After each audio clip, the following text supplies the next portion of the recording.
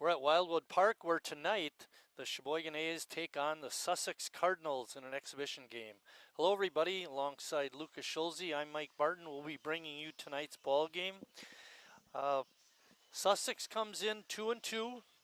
The A's are 4-2 after they split their doubleheader on Saturday against the Warriors.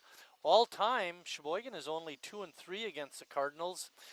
Last year was a little interesting. You know, they had two games against each other. One was an exhibition game. The other was in the WABC tournament. In the exhibition game, it went 12 innings. Would that have been that 4-hour game? That was definitely the 4 hour. 4 hours and 11 minutes. The A's lost that one 16-12. And then in that WABC tournament, like I was mentioning, Jimmy Jurgensen hit a walk-off home run to win that game 2-0. The A's game at Denmark was canceled. Lucas, you want to go through the batting order for the Cardinals? Yeah, let's do it. For the Cardinals, leading off and playing in center field is Parker Wyatt. Hitting second and the shortstop is Max Stocco. Three-hole hitter and playing third base is J.J. Vargas. The cleanup hitter and playing second base, Mike Colosi. Todd Goronski is playing DH and hitting fifth. Mason McKellar is in left field. He's hitting sixth. Eli DiCarlo is behind the plate, hitting seventh.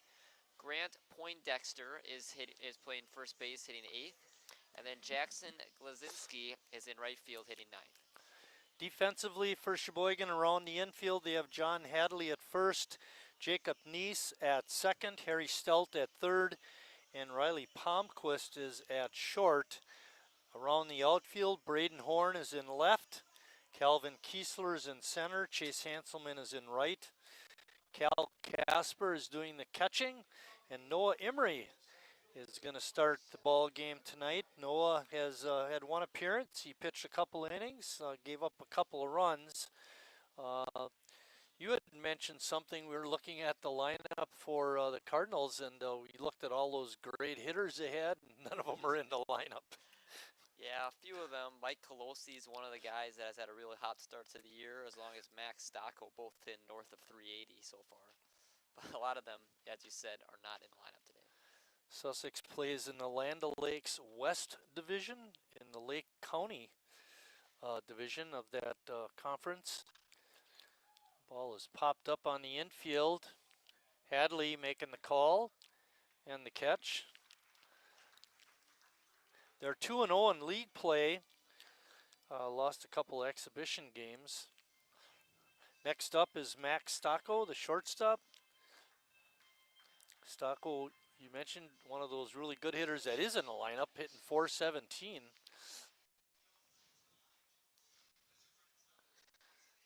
It's got to make you wonder what kind of pitching they have in their in that Land O'Lakes League. It's a line drive base hit.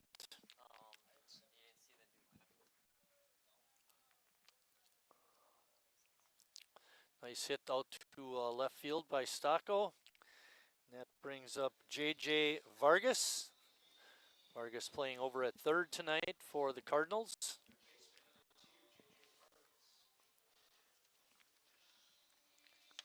As we were talking about earlier, you know, what kind of pitching do they see?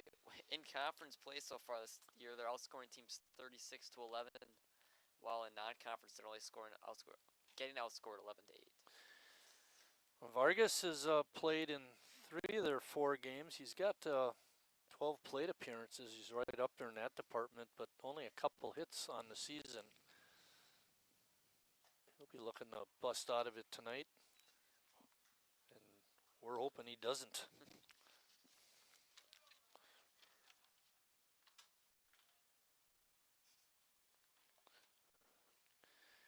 Emery with the 2-0 pitch.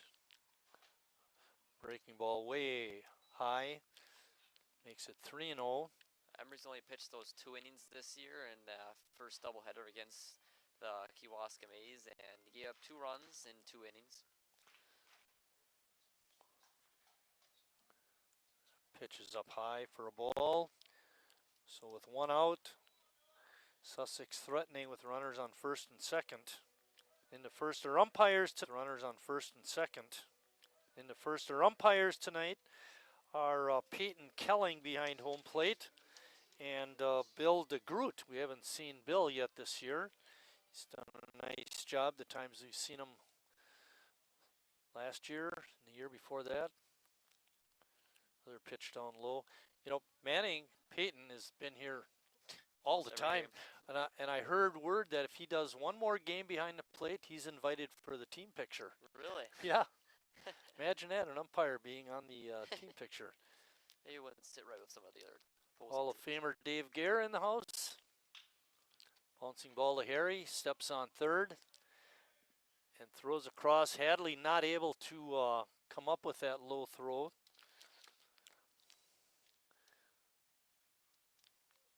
But now there's 2 outs with a runner on first and second. And that brings up Todd Gronsky.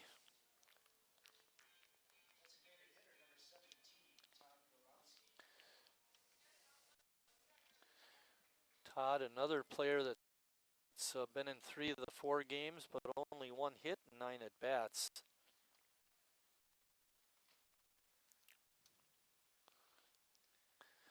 Game time. Oh, I'm sorry. Go ahead, Lucas. We saw Gronsky last year as a big part of their offense. Pitch is down low, makes it 1 ball and no strikes.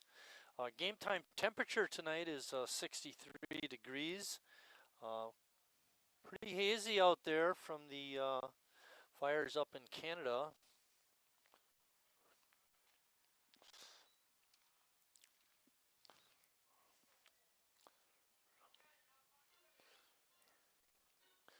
Little short-handed again today, Lucas, with Bill Wagner out. Yeah. Not the A-team. No, not the A-team. And another walk by Emery. He did have 2 walks in his last outing, but he did have the 2 strikeouts to kind of match it, but no strikeouts yet for Emery. Bases are now loaded with 2 outs. Force at any base, that part's nice. Mason McKellar, the left fielder, is up. Mason 1 for 7. He's appeared in 2 of their 4 games. Only 7 at bats.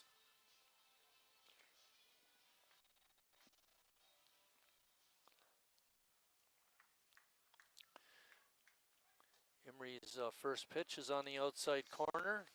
This Sussex team is averaging just under 12 runs per game in their first 4 games, so it's no surprise that they got people on early. Yeah, exactly.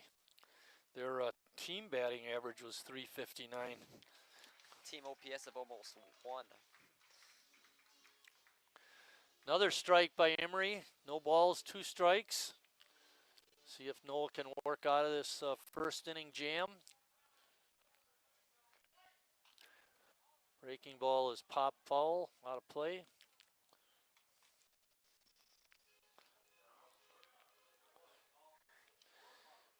So Braden Gorecki hitting .538. Kobe Alderden is hitting .462. Those 2 players are not here tonight. Good stop by Casper. And that pitch in the dirt. Connor Moroder, .437. He's not here. Max Stucco, we mentioned, is here. He's hitting over 400. So they got some key players. Not here. Another ball in the dirt. Another guy that's count is 2-2. Another guy that's not here for them is George Seaman, who played 1 game for him, hit 3 homers. Ball is fouled out of play. Must have been a 3-2 count. All the runners on base were moving.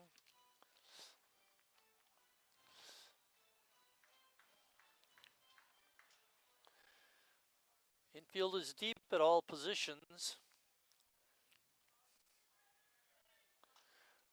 Ball is popped up foul again. McKellar doing a good job of hanging in there. Huge pitch here for Emery. If he gets out of this, got a lot of momentum for the A's and himself moving forward. But if he gets in a jam even further, it's going to be really hard for him to work out of it. It's a 9-inning game tonight. Talked with Brad Reinfleisch before the game, and he's scheduled to pitch tonight, but not a lot. A ball in the dirt for another walk.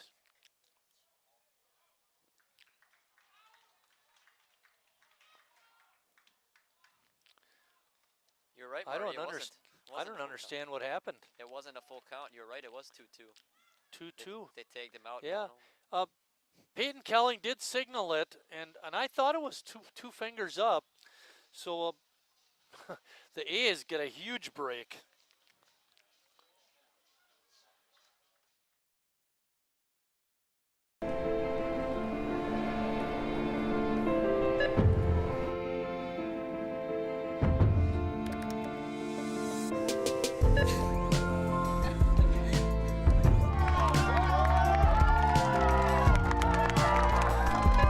Whenever you shop Meijer, you help support programs like Boys and Girls Clubs and Girls Who Code that show kids they can dream anything and do even more.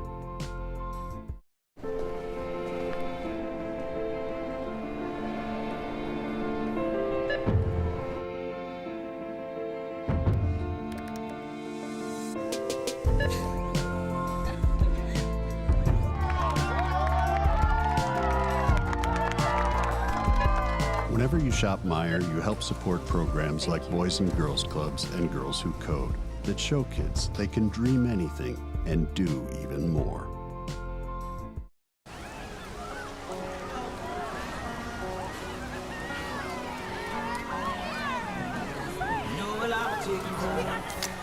Cold beer on a Friday night, a pair of jeans that fit just right, and the radio.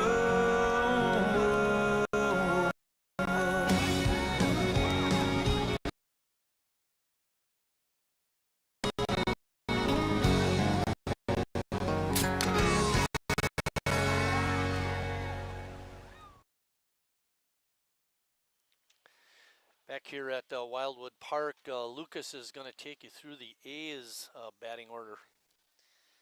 Leading off is Calvin Kiesler again. Then in second is Chase Hanselman in right field. In third is third base.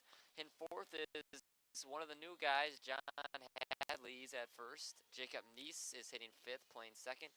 The other new guy from UW Milwaukee is Braden Horn. He is hitting sixth and playing left field. Jamie Jurgensen is the DH, hitting seventh. Cal Casper is behind the plate, hitting eighth. Ninth.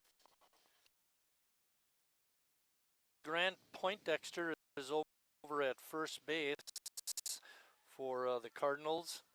Mike Colossi is at second. J.J. Vargas is at third, and playing shortstop is Max Stocco. Around the outfield, Mason McKellar's in left.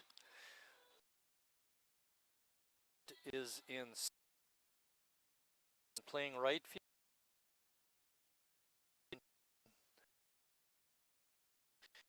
Catching is Ellie DiCarlo, and pitching is Ben Jimenez.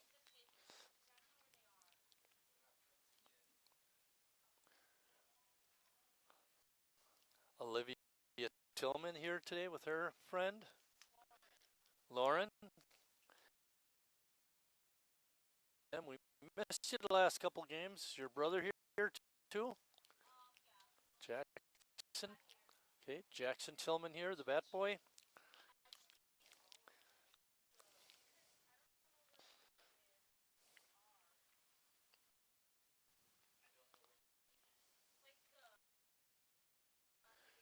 That pitch 3-0. Hit game and one of the doubleheader games. Still hitting over 500 4 games in.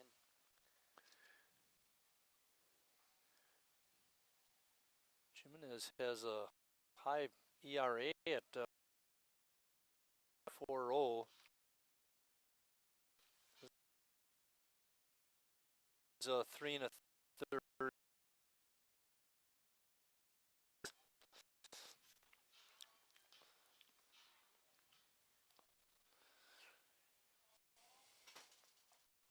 Pitch is inside.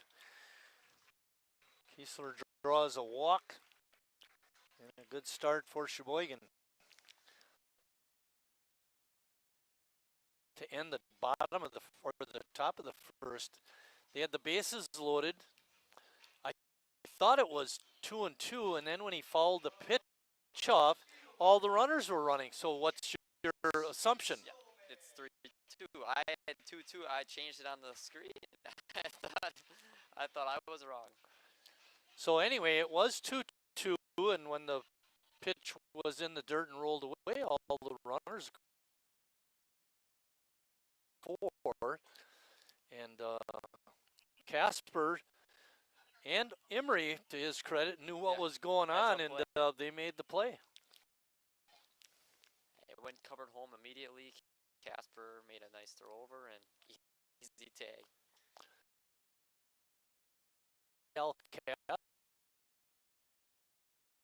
Ty Wytek, the same thing. They're quite athletic. You know, they're quick behind home plate.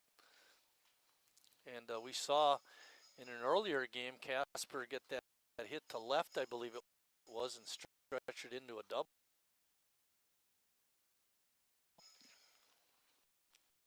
Yeah, all new catchers, and they've all been pretty stout so far at the time that we've seen them play. 2 strikes on the batter. Kiesler still on first.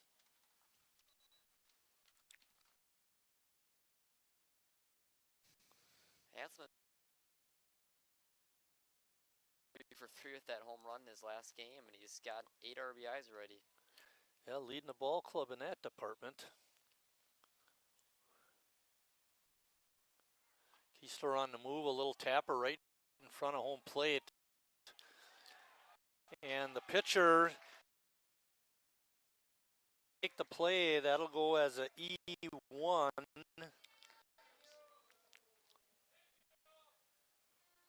You're not getting him a hit for that one, Marty? No, definitely not. I don't think so. CJ gave him a hit. Huh?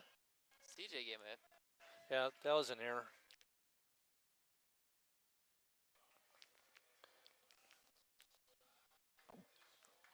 Even Bill would have given him an error. All right, Sheboygan. All right, Sheboygan first and second, nobody out.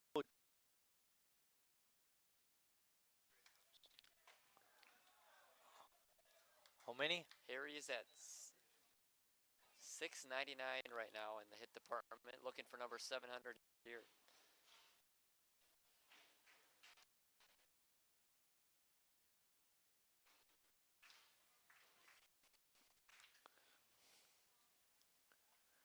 Harry looking to drive in a couple runs too with a hit. Count is 2-0. Good count for Harry to be swinging. Good speed on the bases. Kiesler and Hanselman, second and first.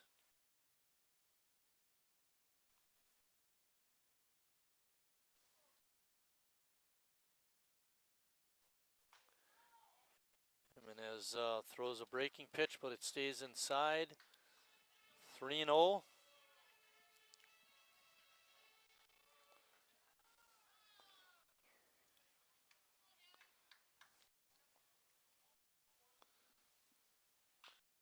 Line drive, base hit, up the middle.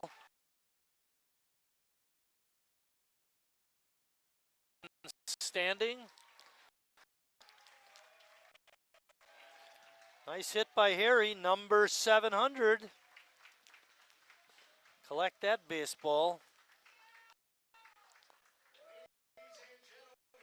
He has been so consistent for so long for this A's team. No surprise.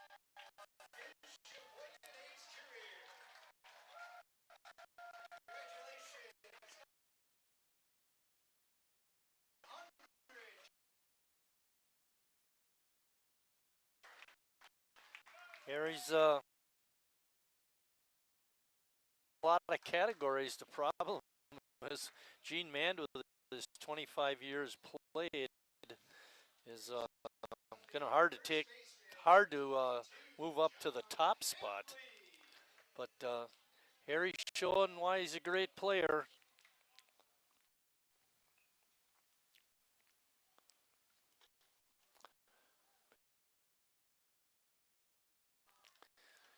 Harry playing for his 15th season. He's third in games played at 703 tonight. Gene Mand leads with over 1,087.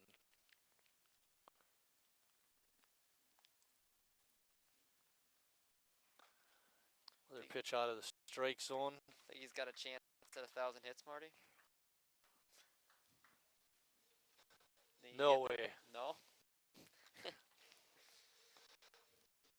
Not a chance. Hadley, ring ball at UWM.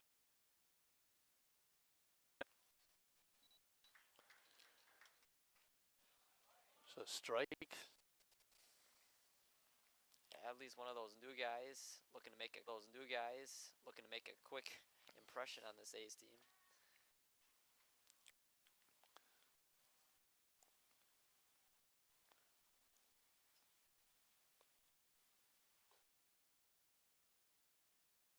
Law firm.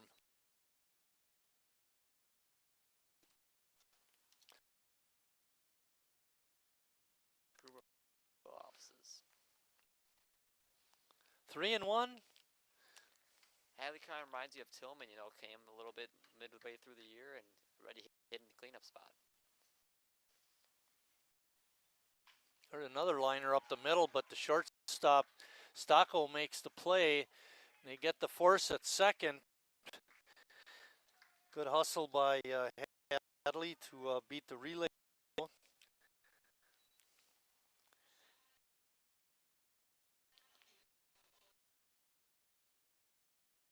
know, it looked to me like Stocko could almost taken it to the bag himself and had a better chance at the double play. Yeah, if you take the bag himself, he would have more momentum going his way anyway. Maybe a stronger throw would have gotten him.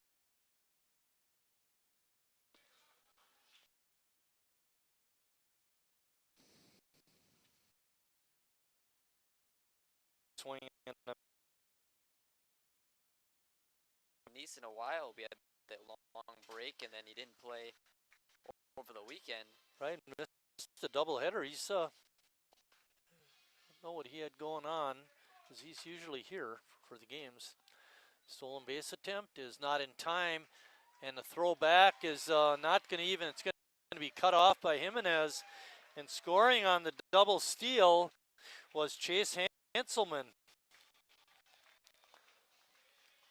Normally when you do that double steal, you expect the runner at second to get thrown out and kind of get in a pickle. But Yeah, not this right, time. right. We didn't that it just seemed to take off and just stop, and then force the defense to make a decision. 1-1. Pitch is up high. Sheboygan has 2 runs in. Hadley with the stolen base is on at second base. Jacob Neese is up with a 2-1 count. Only 1 out in the inning.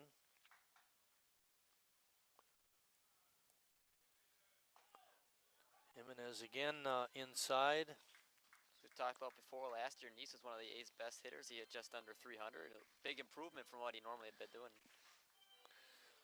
He was team MVP last year. Quite a season, like you were saying.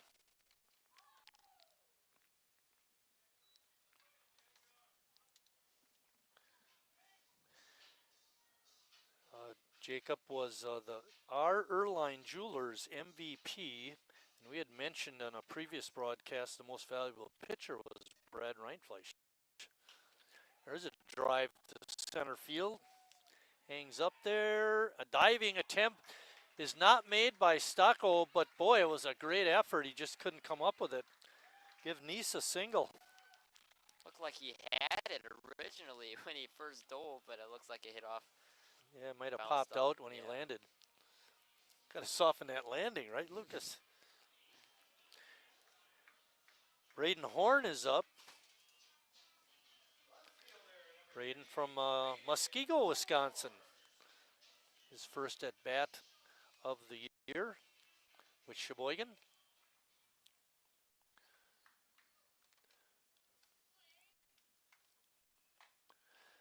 Seems to me, Lucas, I don't know what you think, like a very calm night. Again, we don't have the flag out in center field to indicate which way the wind is blowing, but seems pretty calm. A little chilly, but yeah, not a whole ton of wind out there. That ball gets away from DiCarlo, and another run comes home for the A's.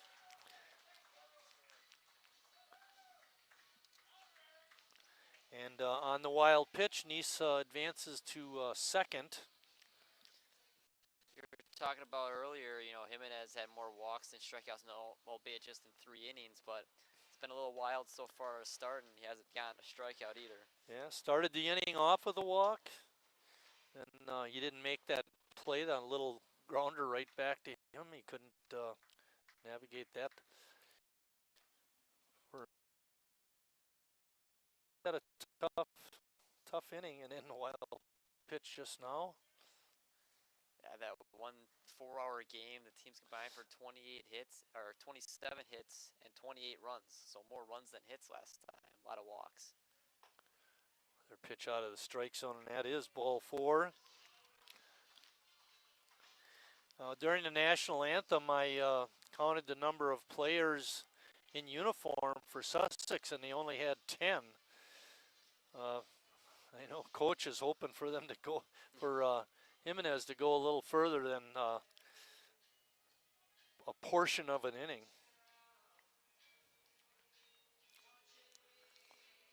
With these new additions of Horn and Hadley, you see Jimmy Jurgensen hit 7th now. It's kind of unusual to see him hit this low in the order. When I initially saw that, as of putting down the names on the sheet, is I thought, well, maybe they're throwing a left-hander. But that's a good point, Lucas.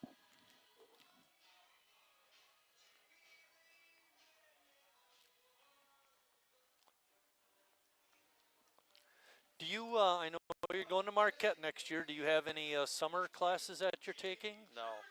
Prior? I register for classes next couple of weeks, but okay. No summer classes.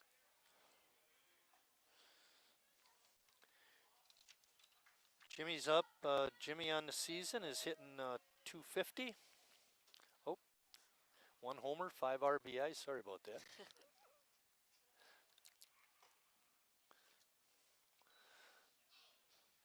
We had a system last year where Emma Loading, our intern, made up cards on each of the players with some key information.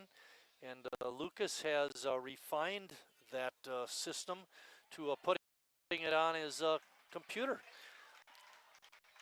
Ball soft liner to left field is a base hit for Jimmy. For Sheboygan, that's the 4th hit of the game of the inning.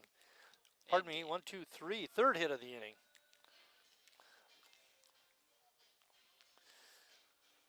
Cal Casper is up. Casper hitting 222.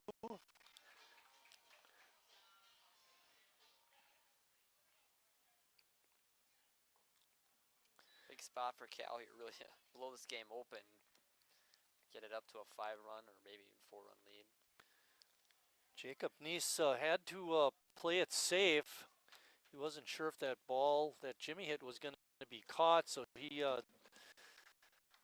stopped between 2nd and 3rd, and when he saw it drop, the best he could do then was advance to 3rd, which was smart base running on his part, I think. Don't want to get doubled off. There's a drive to deep left field. That's going to be to the wall, bounces off the wall. 2 runs will score for sure, and they're going to stop third base. Double for Cal Casper. Great piece of hitting from Cal Casper there. It looked a little deceptive, like the left fielder had a beat on originally. It looked like Nice had to wait at third, and everyone kind of stood their spots, but great hit by Cal Casper. Season.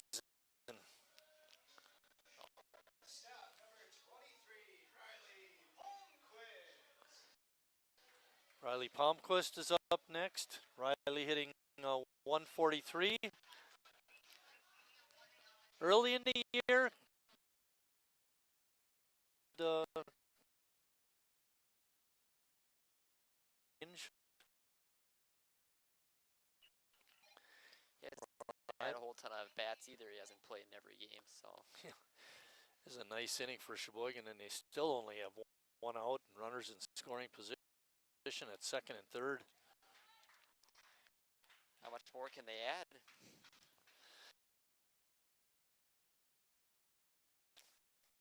We don't want to waste those runners on base like we did in the first game against Chicago. Oh, that's the tough way to get on. Hit by pitch. And they bat around. It's going to bring up Calvin Kiesler. Uh-oh.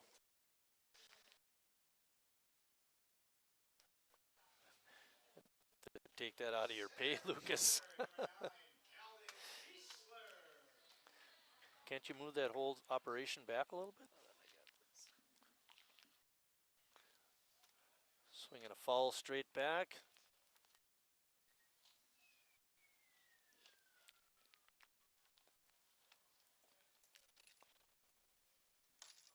That won't work. Need something heavier. All right. Ball is hit to right center. Drops in for advances one base. Casper to third. And Palmquist to second. And a base hit for Kiesler. 1, 2, 3, 4, 5 hits in the inning. My goodness. And the bases remain loaded for Chase Hanselman. The one out. Yeah, still only one out. But everyone's been on base. Who's been up? Who's a fielder's choice? That was Harry got forced at second. On that play, like it could have been a double play, but good hustle by Hadley. Ball is popped up into short right field. Long run for the right fielder, but nice play out there by Glenzinski. And the runners have to hold.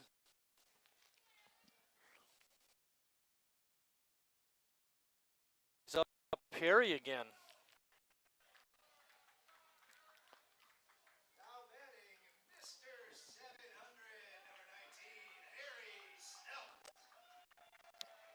Harry got a hit earlier in the inning, was his 700th of his career. Harry also ranks third in plate appearances. He's behind Gene Mand, of course, with over 4,000. Randy Wilkie is second with 3,143. Harry has 2,721. There's a drive to deep left field. Center fielder ranging over and makes the catch. Wyatt and finally ends the inning, but not before Sheboygan comes up with 6 runs.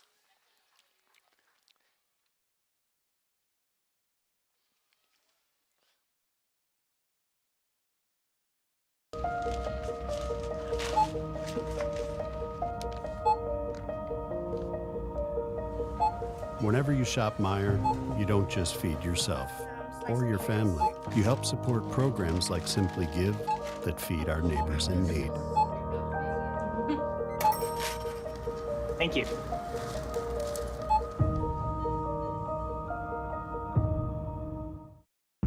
I grew up working in my family's supper clubs. This is where it started with us as far as the fish that we serve at Culver's today. We source the finest cod and batter each fillet by hand and always cook it to order. That beautiful golden brown color and flaky on the inside. The fish fry is a Midwest tradition. It's about families coming together. I love bringing this tradition to guests everywhere. Mom and Dad would be proud. Welcome to Delicious.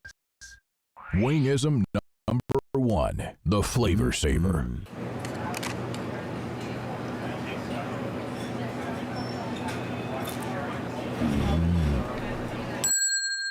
Legend Larry's, the definition of flavor. Wingism number 2, the Joker. Then her dad walked in. Dude, we're done eating. Use a napkin. You serious? Yeah. Are you serious? Yeah, I'm serious. Why so serious? Legend Larry's, the definition of flavor. Lucas, big inning for Sheboygan. Noah Emery sat a long time waiting to get out there again. It's worth it, I think, because of the 6 runs. You know, how do you think he'll respond to that outburst? I hope he can get a 1, 2, 3 inning, get his offense back out there, extend this lead. But you know, it's tough when you're sitting down for a long time. Is hopefully he can find the zone early on and get that confidence.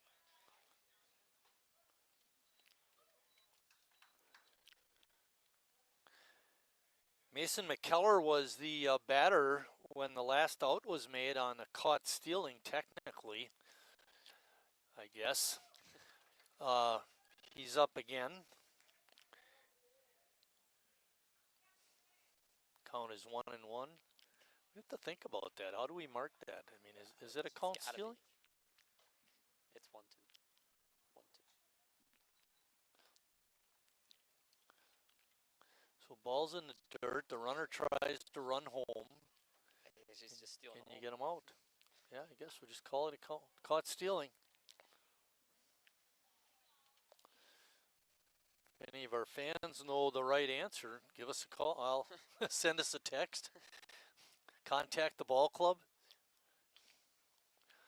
File a complaint to the FCC. A good fastball by Noah, but McKellar spoiled it by fouling it straight back. 1-2 is the count.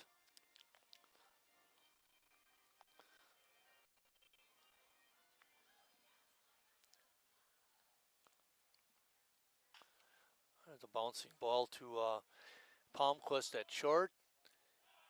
And the ball is in the dirt, but Hadley makes a great scoop on the other end, and it's a 6-3 putout. But Hadley's getting a workout over there on those low throws. He really hasn't had a good ball to catch yet. Both of them from Harry and now from Palmquist, pen in the dirt. Great pick, though. Ellie DiCarlo is the batter.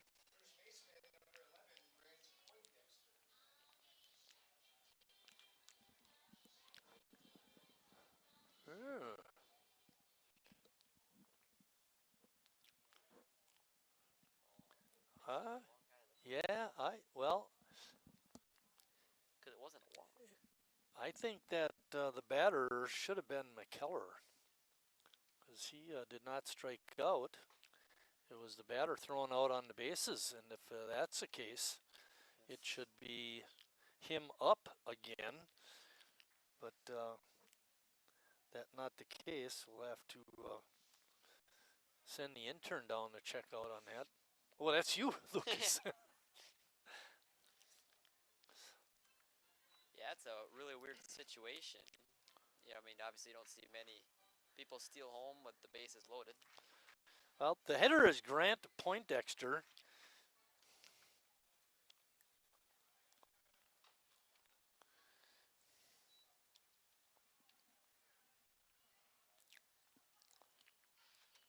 Guess that's what we're gonna go with then. I guess, yeah.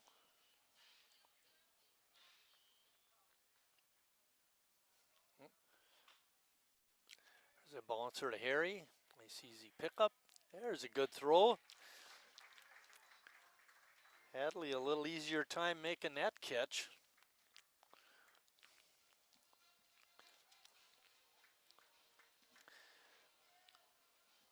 Would you go down there during the half inning and check, see if you can get his attention to come over the umpire about that? I mean, sure, but I don't know if what he's really. I think. Yeah. I don't know.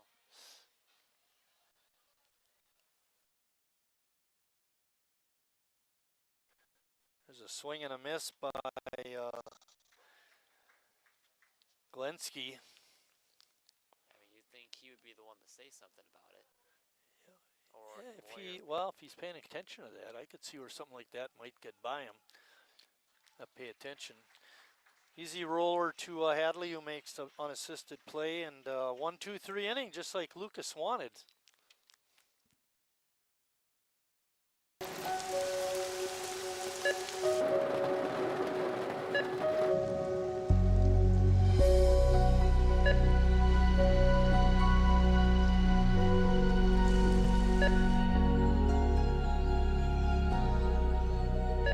Whenever you shop Meijer, you help support organizations like Hope House Mission and New Hope Shelter that give people around here warmth, shelter, and care. Me spells the great taste of Sheboygan. What does it take to stay in business for 75 years? It's not only featuring USDA choice beef. It's not caring about every single one of our 30 varieties of bratwurst. Nope. After being family owned for 3 generations, we've learned it's about you. At Miesfeld's Market, we give back to the community and our customers always come first. Since 1941, we've been feeding our neighbors, so come by and see what we've got today. Wingism number 3, the Peter Heater. Oh, so hot.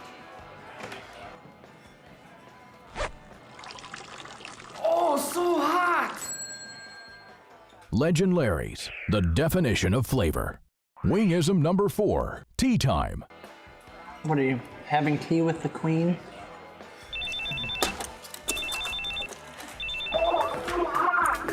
Hello. Nice. Legend Larry's, the definition of flavor. Welcome back to Wildwood Park for the bottom of the second inning. The A's lead 6-0, and John Hadley will be the leadoff hitter. Marty, what did you figure out?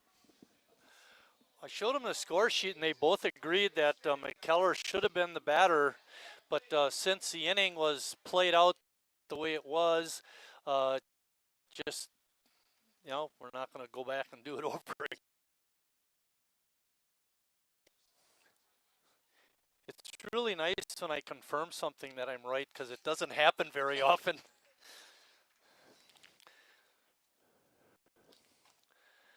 Boy, Hadley had a big swing and a miss.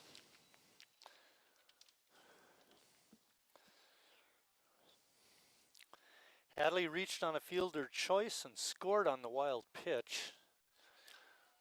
Also had a stolen base mixed in. Yeah, the first 9 A's all reached safely. Or first 10, actually, because Kiesler singled. Yeah, isn't that amazing? Holy cow.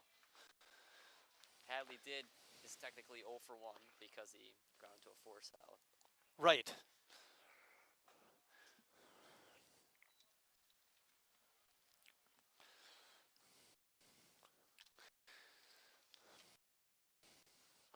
Sheboygan with an early lead.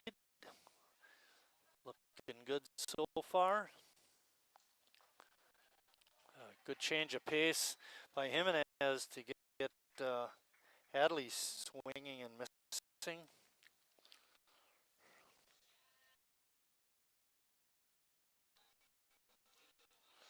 That brings up Jacob Neese. You know, Jacob's hometown is Elkhart. While he was able to attend North High. I don't think he was in the Sheboygan Area School District boundaries, but worked out nicely for North. He was a good player for the Golden Raiders. Center field.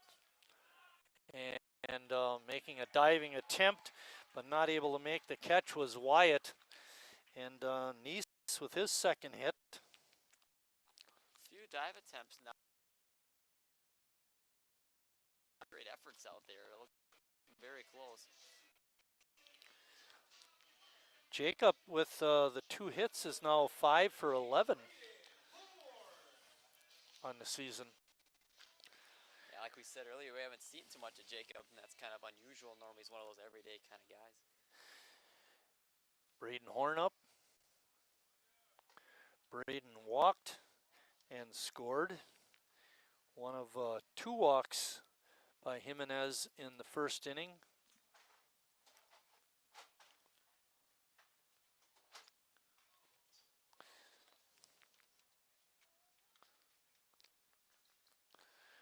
Coming into the game, Sussex had a team ERA of 3.82, which is respectable. Especially for the type of offense that they've been putting up in the first few games. That's more than respectable. That 359 team average, I mean, that's almost like video game. Base percentage of 440. Yeah, jeez. A pitch in the dirt. Good stop by DiCarlo.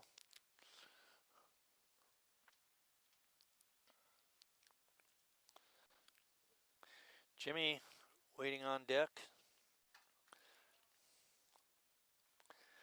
I don't know about you, Lucas, but to me, I thought some of the base hits that Sheboygan had were struck really good, but it seems like the ball just isn't traveling tonight. I think it has something to do with the muggy conditions. Yeah, that's what I was about to say. In the hazy conditions, maybe keeping in the yard a little bit more. Not that any of them, maybe beside Cal Caspers, would have gotten out of the ballpark, but maybe a tougher day to hit, tougher day to read the ball for outfielders. Jimmy up. Jimmy got a base hit and scored a run in the first. He's DHing tonight. Really great to see Jimmy make it all these games. You know, I mentioned this earlier, but the last time I talked to him, he didn't think he'd be playing as much as he has been. Jimmy pops that one up behind first base in short right field.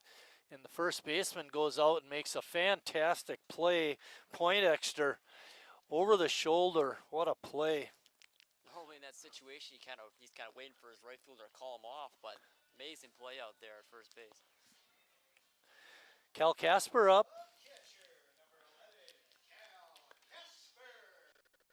Cal doubled in a pair of runs. His first time up. That was the big hit of the inning. Casper, a 300 hitter right now. That first pitch from Jimenez for a strike on the outside corner.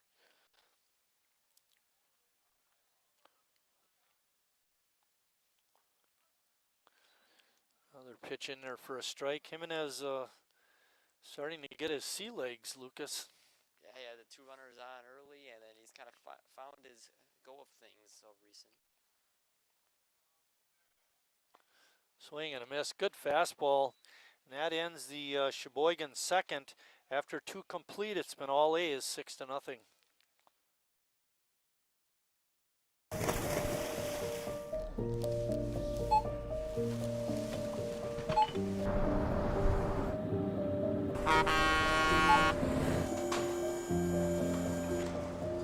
Whenever you shop Meijer, you shop for more than yourself. You help support sustainability in all our communities. Thank you. Today, tomorrow, and for years to come.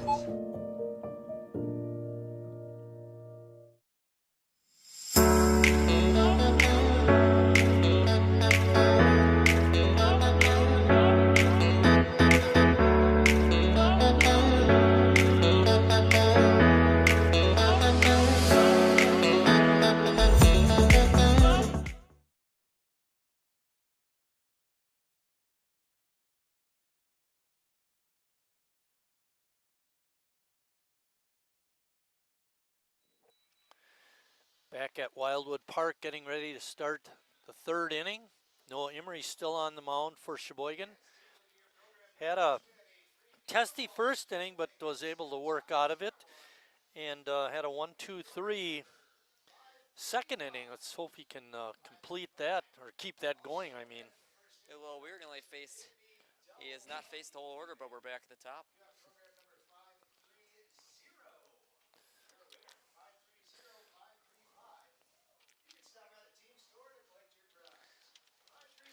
Still exhibition games, Lucas. It seems like it's taken forever to get us into the league play. Last one before league play starts. This weekend they play Addison, doubleheader. On the road, though. I thought, yeah, two doubleheaders, Saturday and Sunday in Addison, but I thought I saw on the weather report we could be getting some rain at least up here on Saturday or Sunday. I don't remember which day exactly, but could be a little spotty on the weekend, whether they get all 4 games in or not. First pitch is in there for a strike and popped up. Hadley leaning over to the fence and makes the catch in foul territory. Good play. Looked like Hadley thought that was going to keep carrying towards out of play, and then all of a sudden just stopped. Right. The ball was right there for him. Max Stucco. Stucco had a single in the first. This is one of the guys we were talking about earlier that's been one of their best hitters, hitting over 400. Got that average up to even higher now. Pitch in the dirt for ball 1. There is a technique for balls like Hadley went over to make the catch on. And what you're supposed to do or coached to do is to run to the fence and then adjust back. You know, if you get to the fence and it's out of your reach, well, it's a foul ball, but at least you give yourself the best opportunity to make a play on it if you have time. Harry reaches over and makes a catch. Oh, you couldn't see that on the monitor, but Harry got just beyond the A's dugout, and as the ball came down, he reached way over and made the catch. What a play. Almost into the A's dugout on that one, too. Right in the bullpen area. Well, Lucas, that's something you got to work on as an announcer. You know, predict these kinds of things, you know. Pop outs to both sides of the infield for the Cardinals start this inning.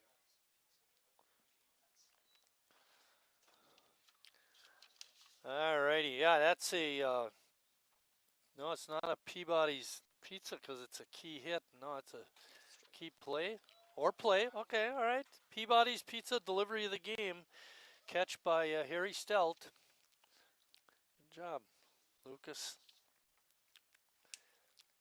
Oh, yeah, we missed it. Bouncing ball to Harry.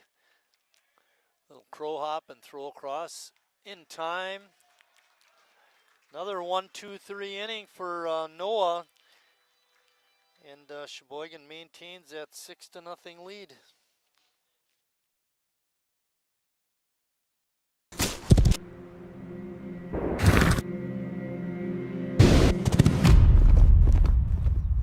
Let me tell you a story about a beer rooted in the heart of America, found in a community where a handshake is a sure contract, brewed for those who found opportunity in challenge and hope in tomorrow, raised by generations, willing to sip, share, risk, remember. This is a story bigger than beer. This is the story of the American spirit.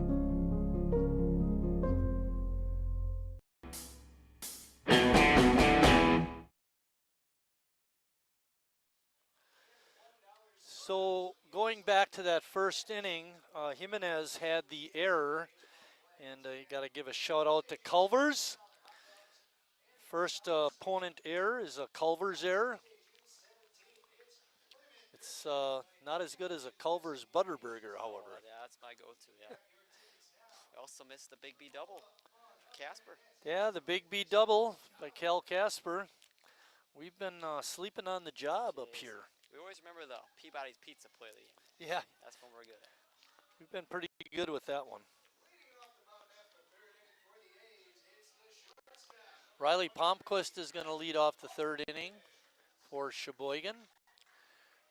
Riley was hit by a pitch his first time up. It's a bouncing ball that third baseman Vargas not able to make a play on. What do you think, Lucas? I'm giving a base hit. I think that's a base hit too. It was a tough play, backhand. Screamer down If it the was line. Nolan Arenado at third, then it'd be an error. Yeah, that would be shocking if he didn't make that. Calvin Kiesler up.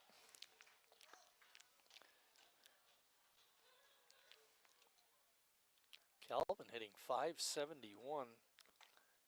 He's got that average up, being 1 for 1 tonight. Yeah, he had that 3 for 4 game, the first game of the doubleheader. He's averaged up to 800 for a little bit. That's right, you kept mentioning 800, down to 600, back up to 750.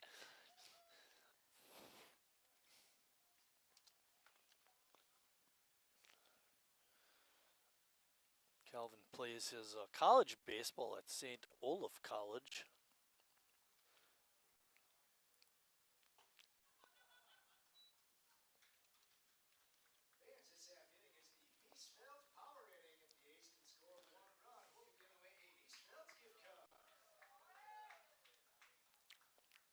Hey, good idea with using that.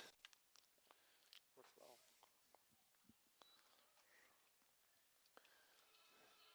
You know, we get very little respect down here, Lucas. Yeah, I mean, we get about 1/4 of the whole table for us guys and all our equipment, and Bill's not here tonight, so we can't ride him too much, but we wish him well. He's hurt his hip, I guess, and may need hip replacement. We'll have to see about that. Hopefully he'll be able to get back to the ballpark.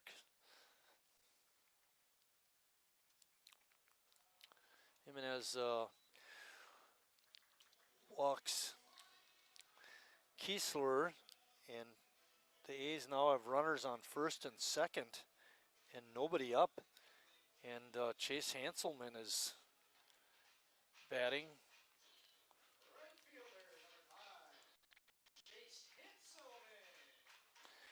Chase reached on an error and scored in the first and flew out to right in the first.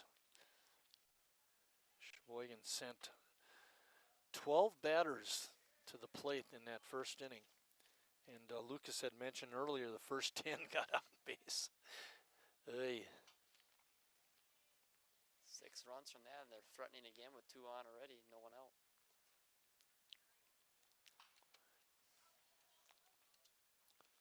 For their leading RBI man, Chase Hansen.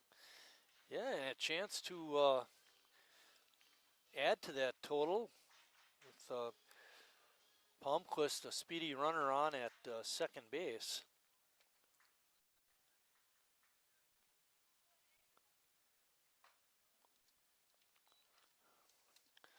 Palmquist hopping around out there at second base, trying to throw Jimenez off.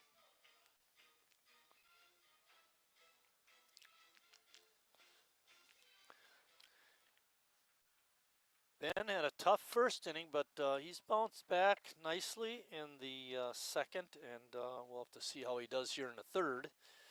Put the first 2 guys on, like Lucas mentioned.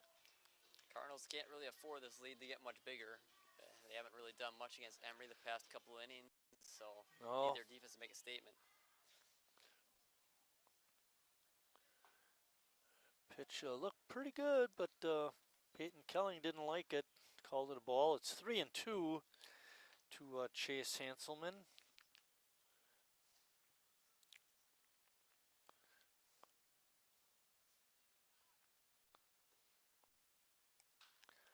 Ball is popped up into right field. Making the catch out there was Glenn Zinski. And that brings up Harry Stelt. Harry collected his 700th hit in that first inning and drove in a run. Harry ranks 4th on the RBI list. Ahead of him is Randy Wilkie and Lee Wettenkamp. Speaking of Randy Wilkie, his brother Ron Wilkie is going to go into the Hall of Fame. July 12th, I believe it is Hall of Fame weekend. It's always a special weekend in between the double headers. They have everyone talk about him. Right, and they close off the patio up there, have the Hall of Famers go up there, and it's a nice weekend. Nice to see, people that umpired for, played with some of them. Not too many. I'm too old for that.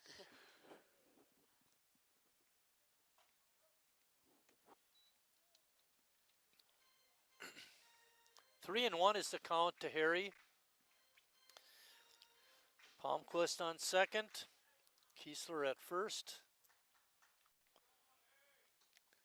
Harry takes ball 4, and that loads the bases.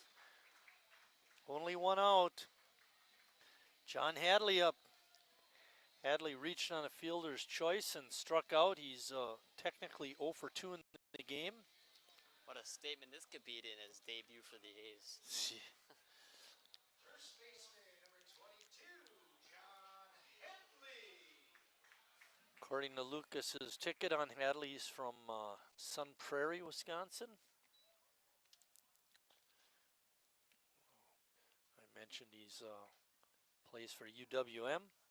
They just lost in the Horizon League championship game. Almost made the World Series or the tournament. Oh, really? Well, bad for UWM, good for Sheboygan. Yeah, we'll take these two guys. Hadley and Horn.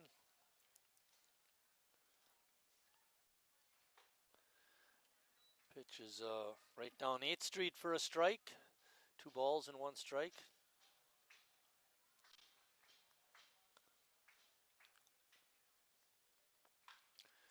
Ball is hammered, foul down the right field side.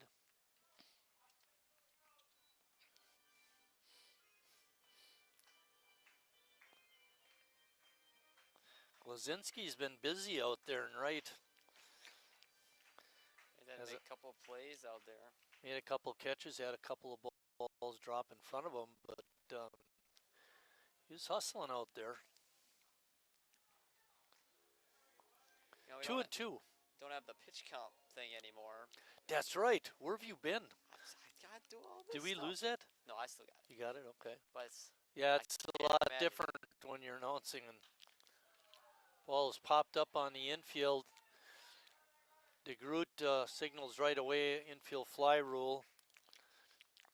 Batter was automatically out. That brings up Jacob Neese. Well, I was saying is I can't imagine what Jimenez's Oh, pitch count would be at right now. that first inning, he must have had about 50 or 60 right there.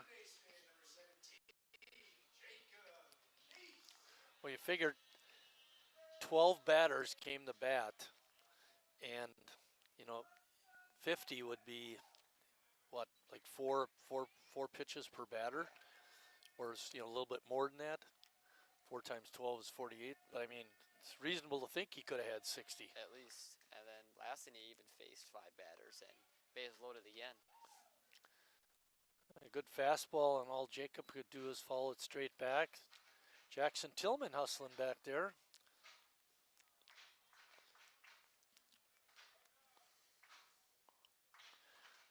Looks like a ball player in his A's uniform. I'm getting that bat. We should get uniforms to wear up here. Should. Yeah, it'd be pretty cool. Cool's not enough. Ball in the dirt. DiCarlo with a good stop. Count to Jacob is 1 ball and 2 strikes. Sheboygan again with an opportunity to put some more runs on the board. I believe it was in the game 1 of that Chicago doubleheader. The first 2 innings they had the bases loaded and didn't score a run. Left 11 on total in that game. Another ball in the dirt. And then I think they had a bases loaded opportunity in game 2, and that time they capitalized.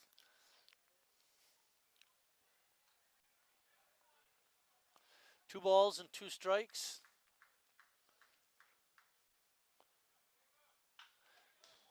Jacob ripped one right past the runner at third, Palmquist. Riley gives him a dirty look. Very similar to Hadley, just the other way, both pulling sharp foul balls.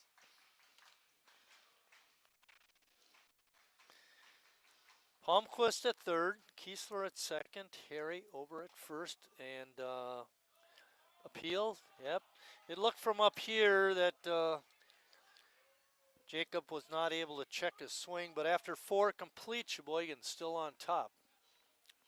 3 complete.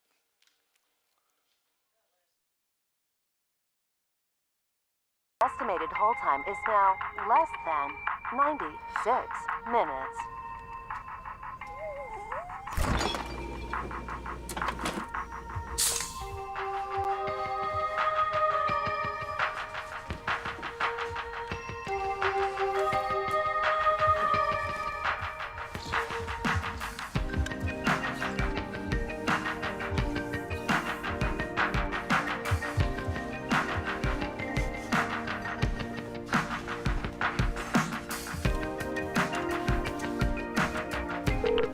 We thank you for your patience.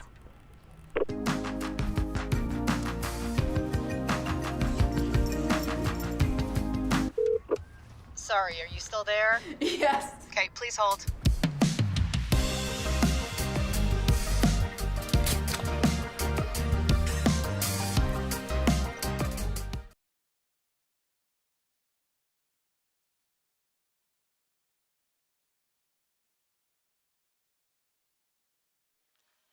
Charlie Whalen now on the mound for Sheboygan, taking his warm-up throws.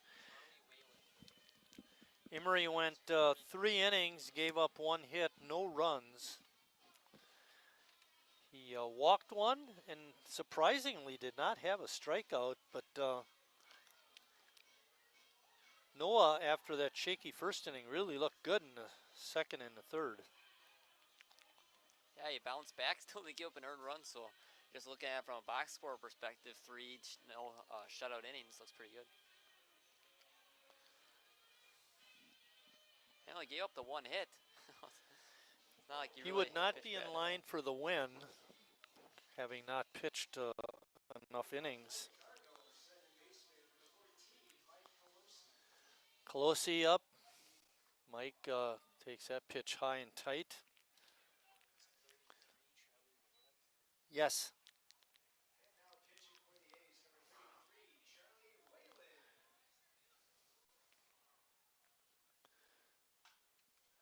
Ball has popped up on the infield. Palmquist making the call and the catch.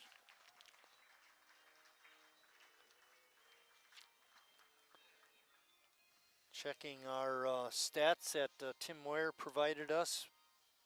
After 6 games, Whalen has not pitched with Sheboygan.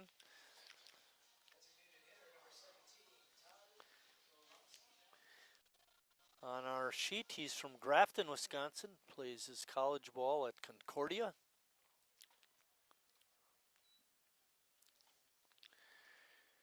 Charlie goes 5'10", 175. Pardon me, 6'1", 190. He looks more like the 5'10" guy. Camera just adds a couple inches to him. Must have had extra long spikes on when they checked his height. Kevin Muck in the house selling 50-50. Nice to see Kevin around. When we have low crowds like we do tonight, not a lot of fans in the stands, his goal is still at least $100. It normally makes it happen too. Rarely do you see it under $100. And one person that helps in that goal when he's here is Sean. He always buys a lot of tickets.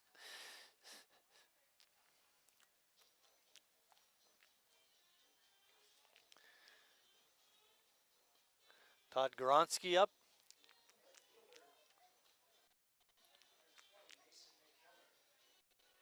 Oh, we must have missed an out. Oh no, batter reached on a walk, I believe that was. Goronsky walked. McKellar is up. Too focused on Kevin Muck. It's his first official at bat because he missed his turn back when we started the second inning. Thought he got walked, but not the case. So did all his teammates. McKellar gets hit by a pitch. Looks like there's some action over there in that in the Sussex bullpen. Not something we've seen too much of this year is action in the opponent's bullpen. No, and can you catch the number of that kid? Turn around, turn around. There it is, number 9. Number 9 in their lineup. Who is that? Warming up. Oh, it's a substitute. We've got it. I got it on my other sheet here, I think. Figure that out. 1 ball to the next batter, DiCarlo.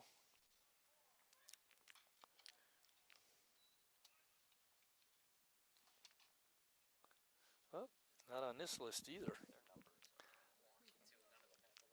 Okay.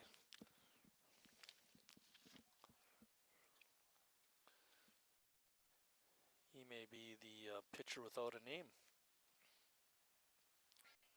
But we do have a number. Number 9.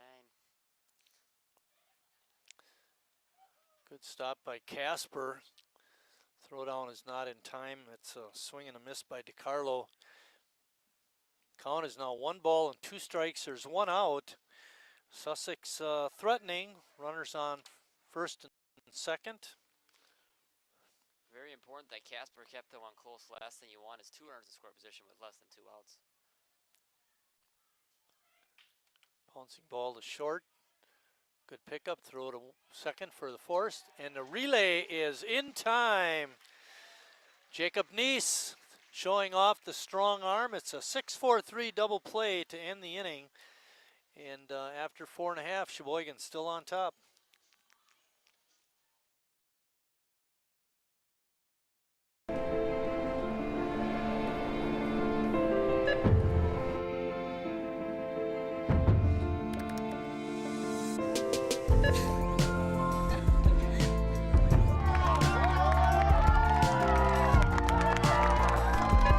Whenever you shop Meijer, you help support programs like Boys and Girls Clubs and Girls Who Code that show kids they can dream anything and do even more.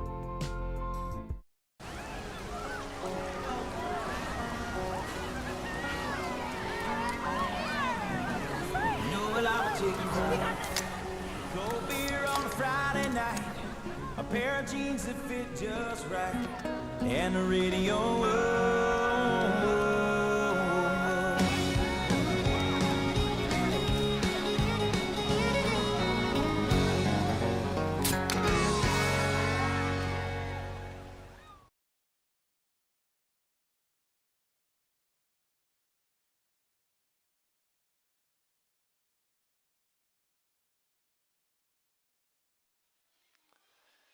Back at Wildwood Park, getting ready to start the bottom of the 4th inning. Sussex has got a new pitcher, number 9. We did some checking, but we're not able to come up with a number for that guy. Can take him off and him off. Could be Conger, Max Otto. In the bullpen,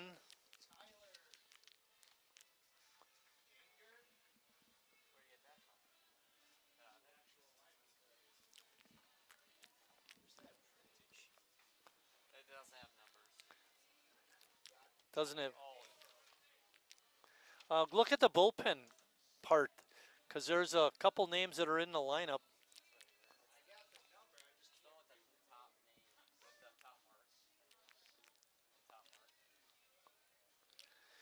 Well, while they figure that out, Jimenez went 3 innings, gave up 7 hits. Tyler Conger is the pitcher.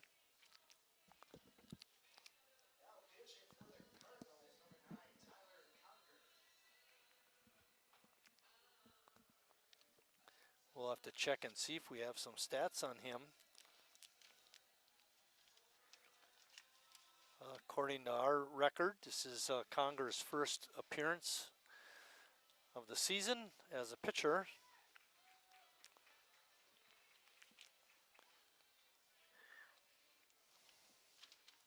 Yeah, this first guy he's going to see is Braden Horn.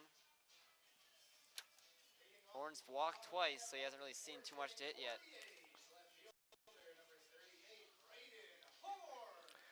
Braden Horn is up.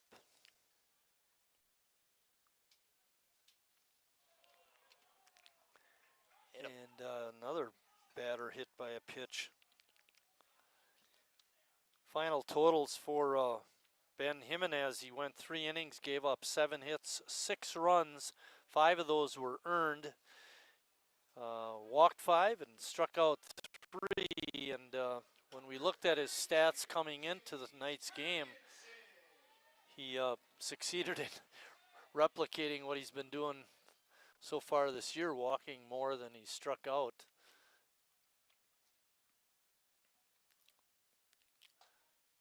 Jimmy's up. Of those walks, 2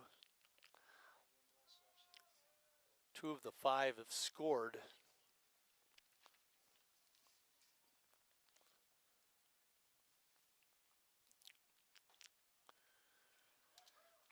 With a 6-0 lead, I wouldn't be surprised if Tim did not do a lot of stealing at this point. Yeah, keep it sportsmanlike. You don't want to push any barriers, unwritten rules, and things like that. Keep it classy. Yeah, exactly. Keep it classy. I like that. Tyler Conger having trouble finding the strike zone.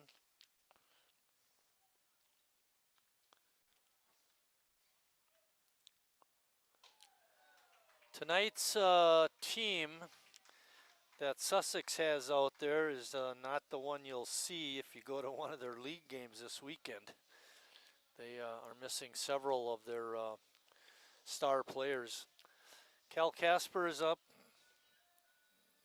Cal 1 for 2 on the night, the double and a couple RBIs. I'm sure if you'd asked them, they were expecting a little bit more than 3 innings out of Jimenez. Exactly. Well, the plan may have been for them to get, you know, a few guys out there to pitch, since it is an exhibition game, but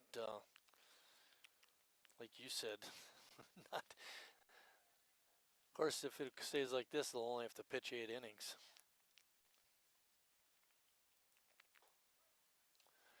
Another pitch in there for a strike. Casper down on the count, 0-2. Horn is at second. Jimmy's over at first. Slow roller up the middle. Stocko on second for the force. And the throw to first is in time for the double play.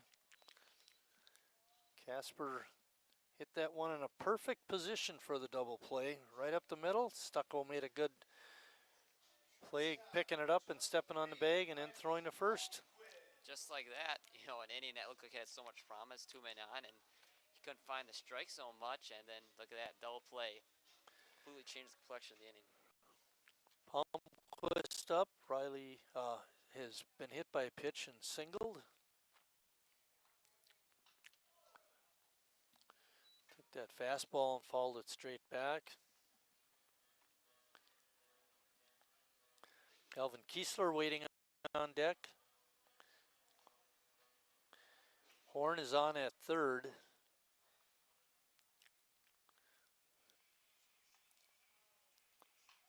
Lucas, look out there at left field, the left field light pole. I was looking at that earlier. But, you can see, very hazy. I don't know. Yeah, you can pick that up on our monitor too. Look at that.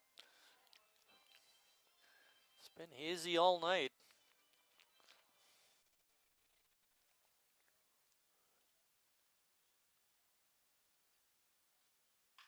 There's a line drive base hit. Good job by Riley. Brings home another run for Sheboygan.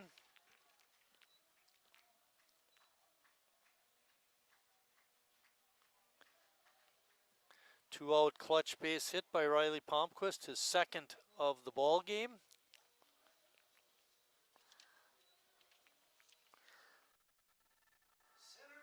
Riley came into tonight's action hitting .250. He's now hitting .400. Quite the jump, like we were saying. He hadn't played too much, and that average can really fluctuate. Good fastball in for a strike. Kiesler is 1 for 1 with a couple of walks.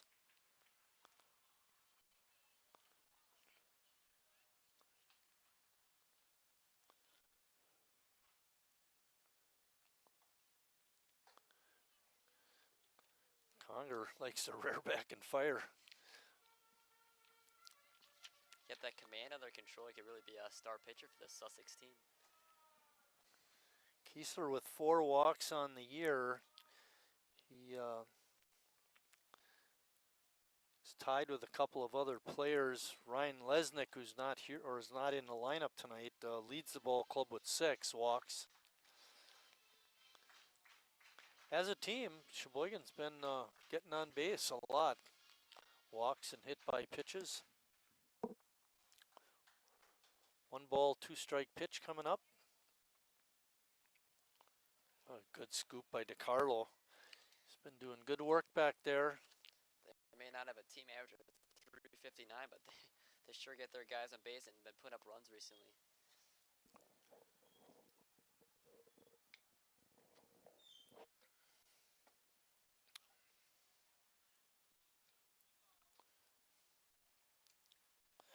When I was safe. Sliding under the tag was Riley Palmquist.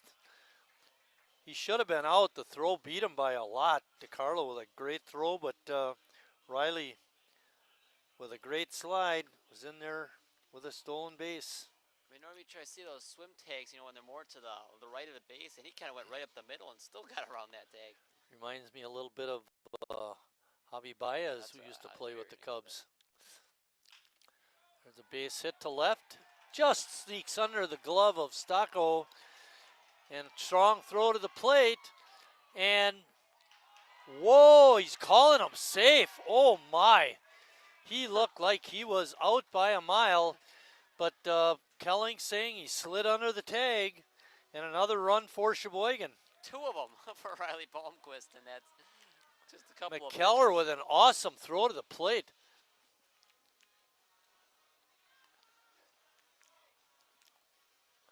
What are you going to do? I thought, you know, Riley was joking when he signaled safe first before the umpire did it. He ended up getting the call. I don't think you'd had any argument from Riley if he'd have been called out. Yeah, well, I'll say this. Peyton Kelling, in the games that we've seen him umpire, has not had a lot of controversy. I mean, you know, games flowed pretty nicely for him and all that, and tonight, not quite so much. Yeah, you know, with the one situation after the first inning with McKellar didn't hit, and then now this. Well, not just that, but, you know, everybody thinking it's ball 4 and it's not. Oh, yeah. You know, so kind of a double whammy on that play. Hanselman up.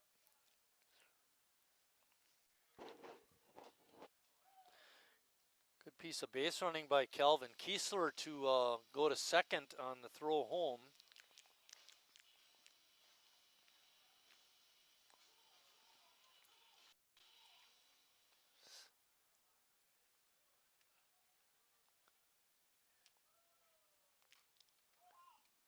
Ball is fouled off the leg, it looks like, of Chase. He's shaking that right leg.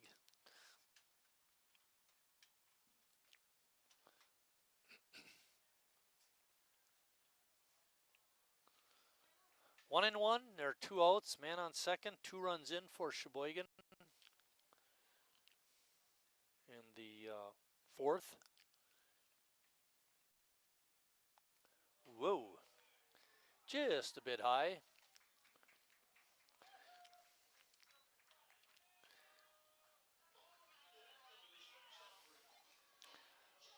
Tell you, the catcher, Ellie DiCarlo's got a great arm and he likes to show it off.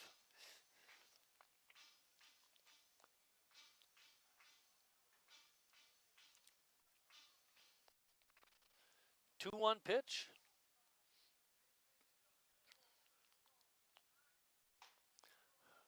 Threw it right past Hanselman, and that's strike 3.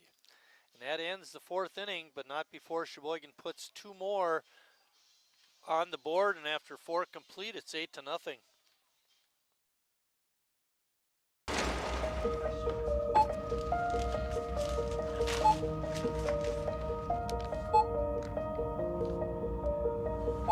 Whenever you shop Meijer, you don't just feed yourself or your family. You help support programs like Simply Give that feed our neighbors in need. Thank you.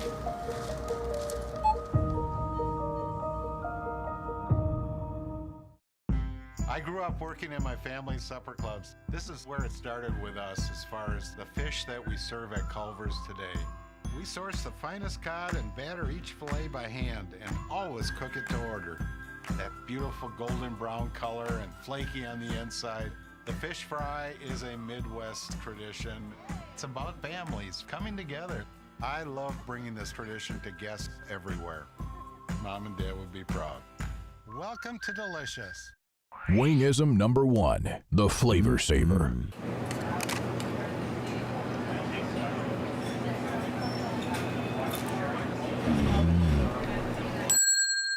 Legend Larry's, the definition of flavor. Wingism number 2, the Joker. Then our dad walked in. Dude, we're done eating. Use a napkin. Serious? Yeah. Are you serious? Yeah, I'm serious. Why so serious? Legend Larry's, the definition of flavor.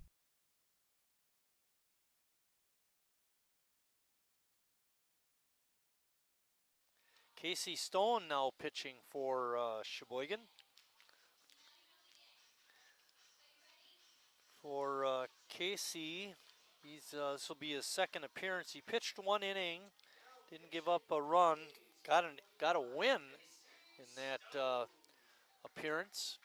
So he's got a 0 ERA and a win underneath his belt.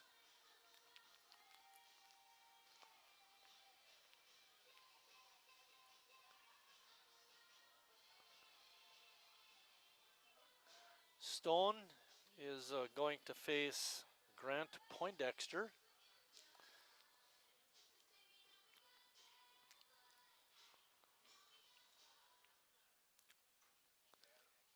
Poindexter bounces one to deep short, and it's going to get through for a base hit. Okay, just let you know. Blaine Bradford also in the game, playing shortstop now.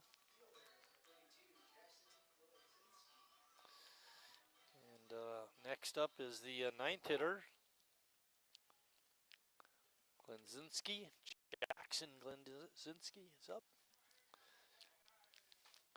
Only Jackson's 2nd plate appearance. They haven't rolled the lineup over much in this ball game. Glenzinski grounded to Hadley on an unassisted putout his first time.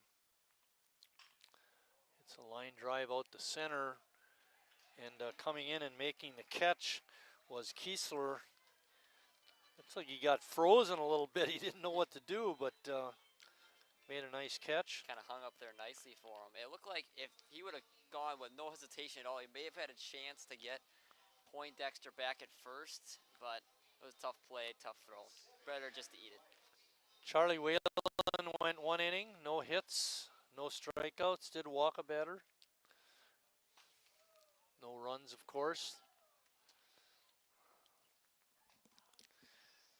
Parker Wyatt is up. Yeah, Whalen walked a guy and hit a guy, but he got that double play to make his inning look a lot That was cleaner. sweet.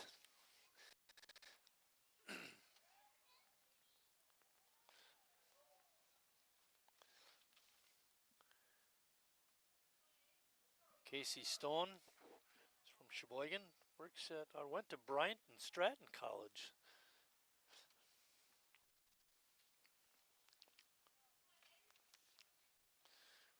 We'll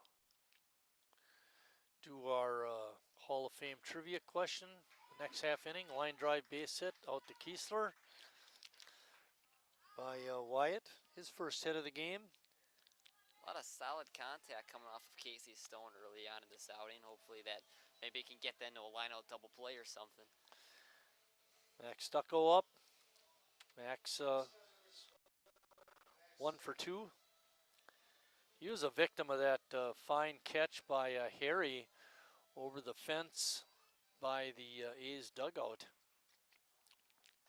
Reached over and grabbed it. Part of that streak where the pop out to first base, then right next to pop out to third. Harry's play was a Peabody Pizza delivery of the game.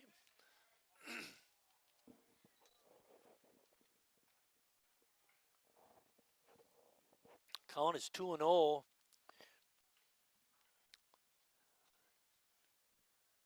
Sussex threatening.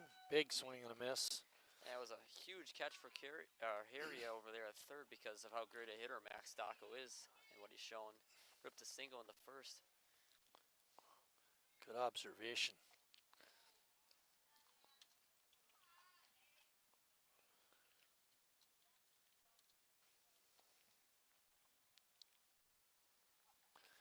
Stone's gonna have to work back. 3-1. There's a looping fly ball. It's a base hit out to left. And coming around and scoring the first run for Sussex is Poindexter. Stocco hitting an RBI.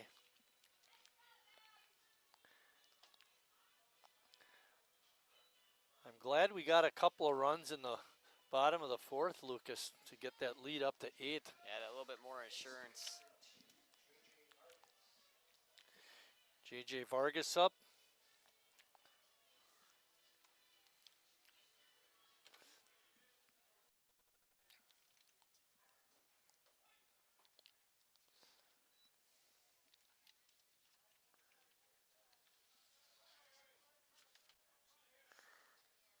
I think Stone a little bit is worried about the sharp contact I got off him early, and he's been trying to, I think, paint the edges more than he really has to. There's a ball hit hard to left, but out there making the grab is Horn. Ball hit hard again. Lucas mentioned that earlier in the inning. They're hitting the ball hard off a case.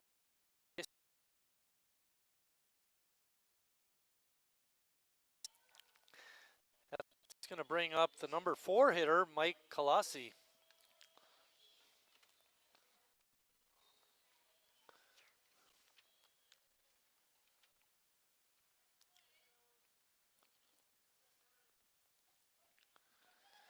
Lucas mentioned earlier that after tonight, Sheboygan will be playing in Addison on Saturday and Sunday.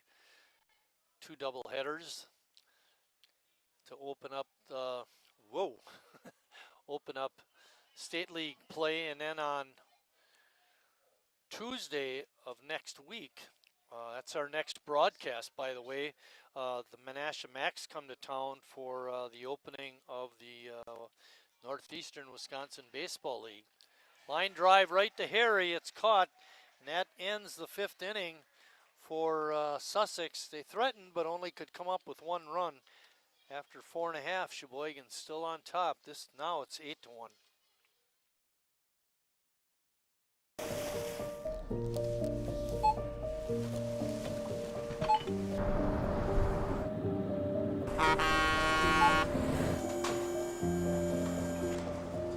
Whenever you shop Meijer, you shop for more than yourself.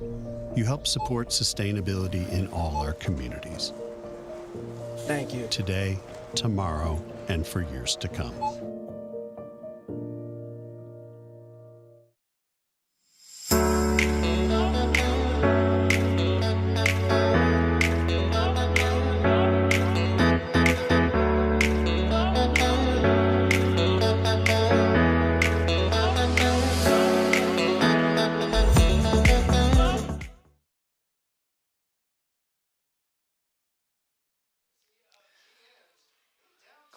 Conger still on the mound for Sussex. They did break out the shutout with a run in the 5th. but Sheboygan still comfortably ahead by 7 runs. So to go back over what I was talking about earlier, Sheboygan will be in Addison this weekend for 4 games, doubleheader on Saturday and then again on Sunday. Our next broadcast will be next Tuesday, June 10th, when Menasha comes to town. That'll be the opening of the Northeastern Wisconsin Baseball League. The State League starts on Saturday and Sunday for Sheboygan at Addison. So, long break again, Lucas, for us. 9 days and 6 days, and once we get in that State League play, and that starts to go a little quicker. And seems like a late start to league play. Yeah, normally it's right beginning of June, but we're gonna have to wait till June 10th for our first home game. I know. Harry up. Harry's 1 for 2 with an RBI. Also drew a walk.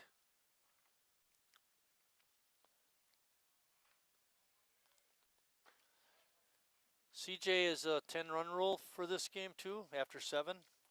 Okay. Oh, that is a thing. I didn't know it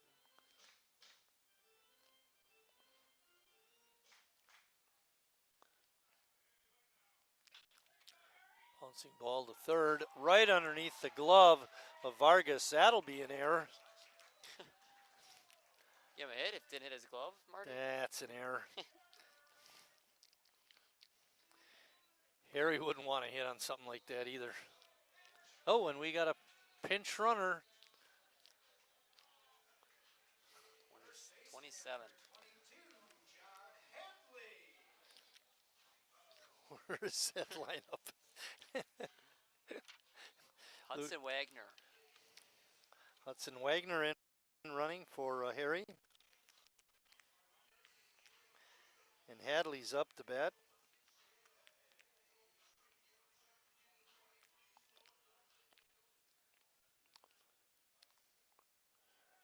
Conger comes set and delivers.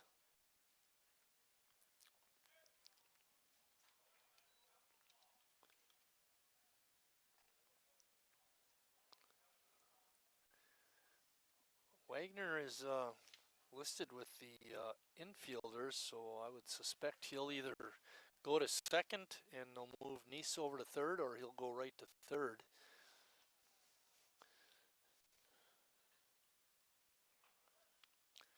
Jacob's got a really good arm, as we know, so when he plays third and has to make that throw across, it's pretty easy for him. But his arm really came into play on that double play because he got the throw at second for the force out and then threw the ball really hard over to first to beat the runner for the double play. A lot of times what they say, it's nice having an infield where almost everyone can play every position. Yeah, exactly. A lot of true shortstops around your infield. A lot of strong arms make those kind of plays much easier.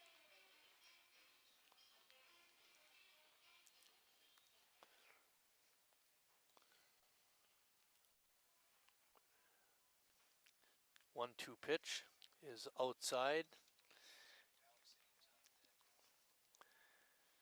Alex Ames on deck, getting ready to hit. He'll be batting for Nice.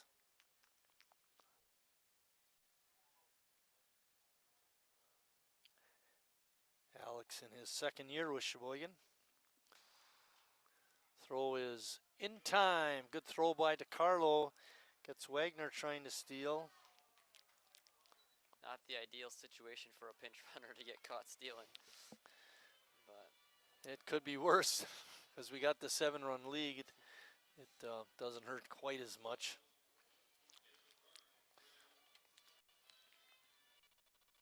it looked like the ball originally was going to get it far enough away from him to get to second, but DeCarlo, like you mentioned earlier, has got a really good arm back there. Ball is popped out of play. I had my hand down at when that play started. I looked up and saw him get out at second.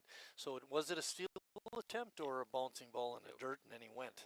It was like a wild pitch and then he went. Okay. In either case, he's out. Yeah. That one he probably could have ran. Maybe not. Bounced back nicely.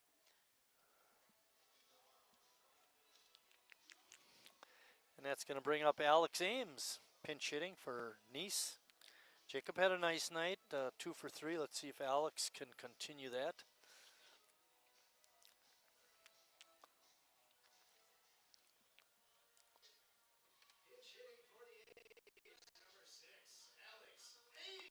Alex 1 for 6 on the season.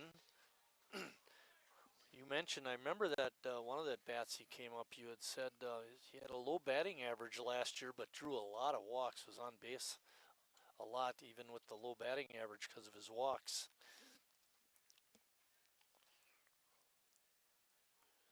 That's all you ask is hitter just get on base. Doesn't matter how you do it. Ooh, he doesn't look very happy. That one, we heard it up here. Looked like a champ though. Didn't even move.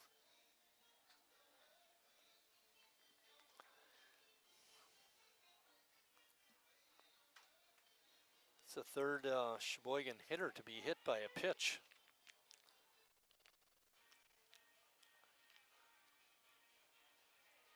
Fourth of the game.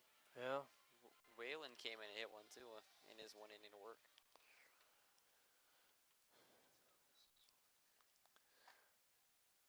Horn is scheduled to bat, but we don't think that's him. Number 16. Yeah, Nick Tenney. That pitch gets past to Carlo. Runners will move up.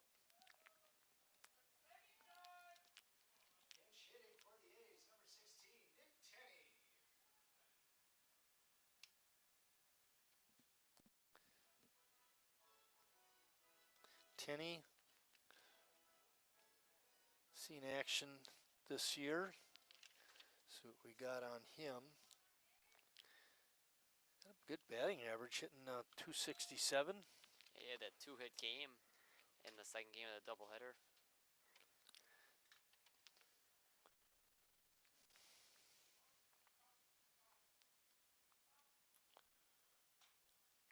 Sheboygan threatening again.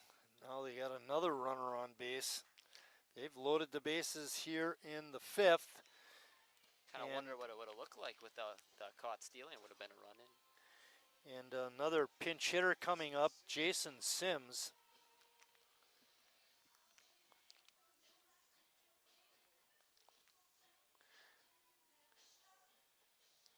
Sheboygan's game last night at Denmark was canceled.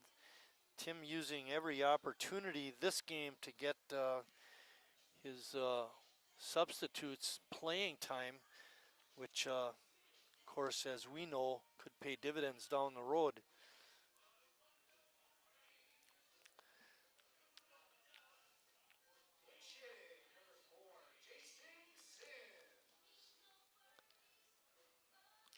So far in this inning, we've had Wagner come in, Ames come in, Tenney, and now Sims.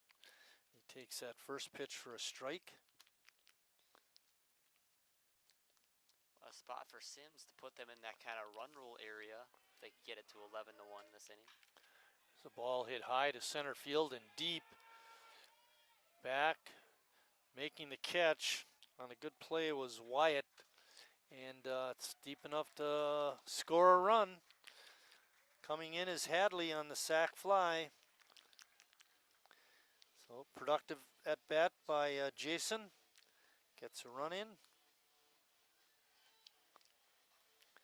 And the runner on second, Ames tagged up and went to third. Ty Wytek is up.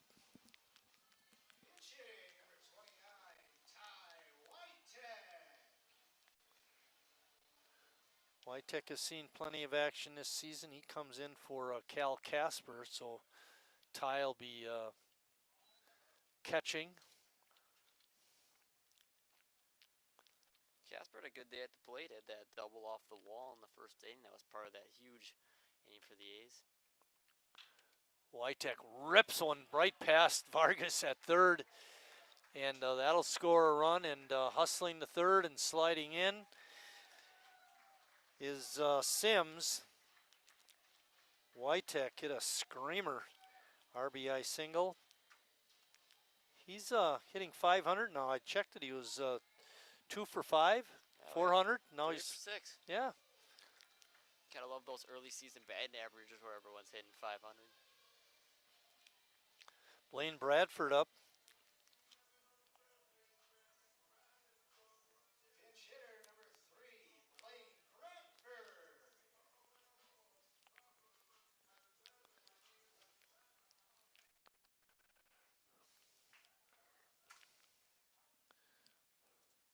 If I had to guess, Marty, you said earlier that Brad Rhineflesh might pitch in this game. I would doubt he's coming in a 10-1 game. Just to get a little loosened up, maybe. You think so? Maybe. Bradford is 1 for 2 on the year.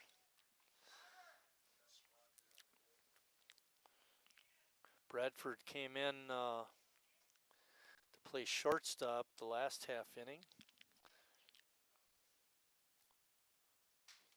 Slow roller to third. Vargas, little crow hop, tosses it across for out number 3. And that ends the Sheboygan 5th, but not before they come up with a couple more runs. After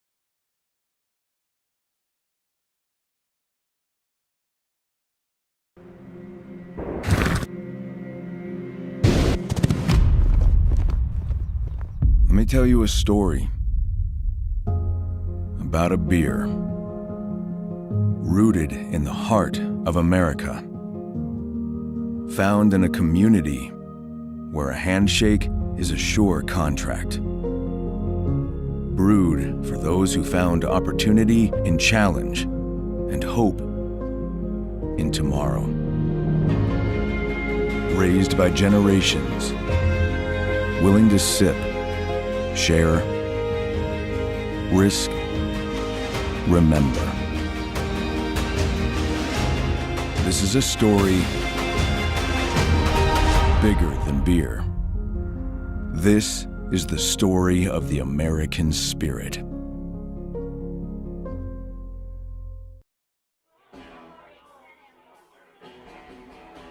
All right, guys, we got teriyaki, honey barbecue, and mild. Enjoy.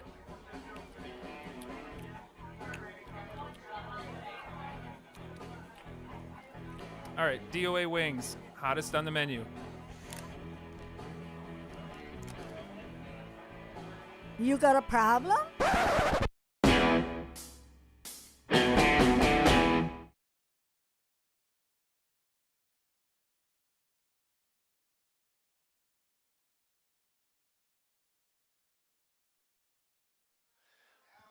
Sawyer Kolakowski on the mound for Sheboygan. Stone goes 1 inning, gives up 3 hits and a run. No walks or strikeouts. Good to get the work in. Running out of room for pitchers. Yeah, exactly. You don't see the A's really go more than 2 pitchers per game. This is the 3rd game for Sawyer on the mound. He's pitched 2 innings and hasn't given up any runs, so he's got a 0 ERA. I know that first time he came in, we were worried about his control, but he actually did pretty good. No walks. That's important. Hard thrower, though. He'll get his strikeouts, that's for sure. If he can control the zone, he can be a great hitter. Todd Goronsky.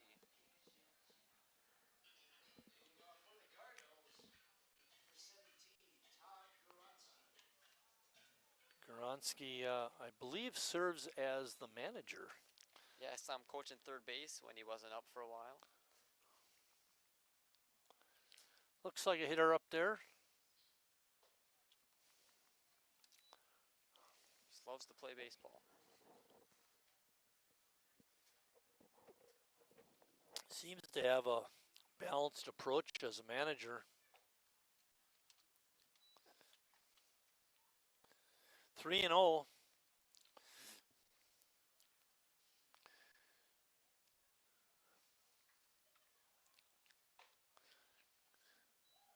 Pitch is in there for a strike. We did talk between innings about the 10-run rule. In a 9-inning game, the 10-run rule is after 7. We haven't reached that threshold yet. It's only a 9-run advantage by Sheboygan, but it's something to think about.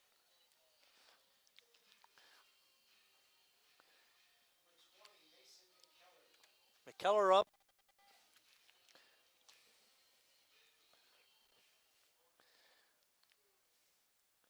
Mason 0 for 0.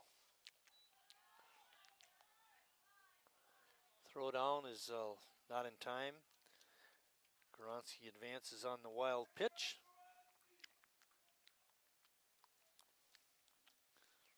Bet she doesn't steal many bases looking at him run down. Yeah, no, I would agree there.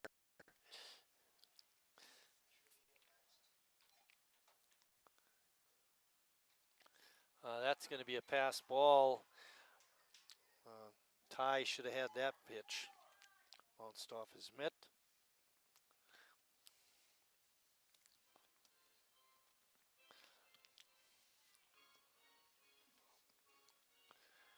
We'll give you our trivia question for this ball game after this next pitch.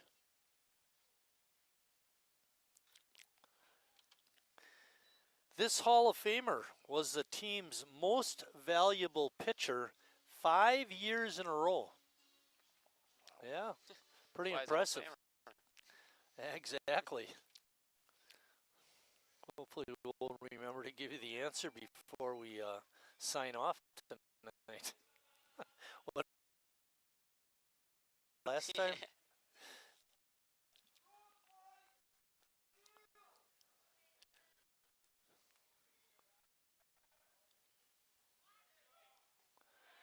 Good fastball by Sawyer, and he gets McKellar on strikes.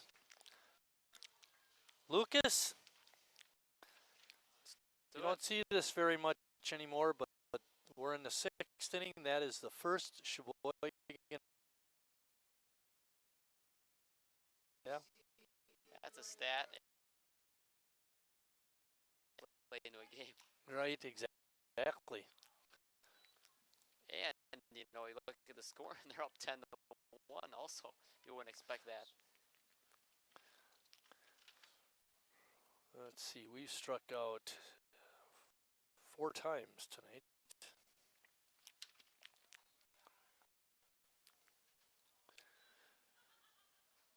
That pitch is down low. Evens the count at 1.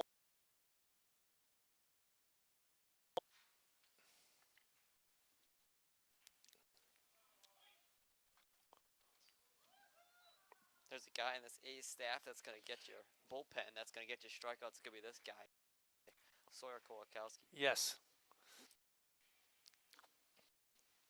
Big pitch here. Outs. Velocity is not the issue. It's the control for Sawyer. If he can harness that, be extremely effective on the mound. 2 balls and 2 strikes. Call, strike 3 on the inside corner. DiCarlo did not like it. But there's number 2 on the game. Yeah. But look pretty good. That brings up Grant Poindexter. Throw out kudos for Poindexter's catch behind first base. Yeah, that was a nice play. Earlier in the game.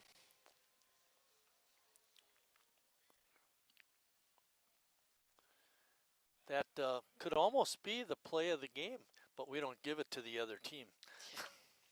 Or hopefully the losing team.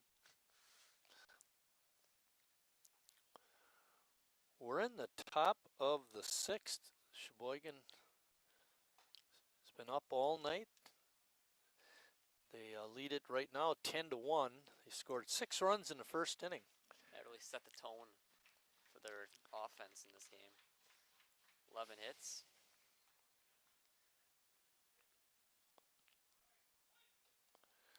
Pitch is down low, 3-0. Sawyer walked the first batter, who's now on third, and then struck out the next two. Pitch is up high. Second walk of the inning. Nothing in play yet. Nope. Sheboygan pitchers have walked 4 Cardinals so far and hit 1.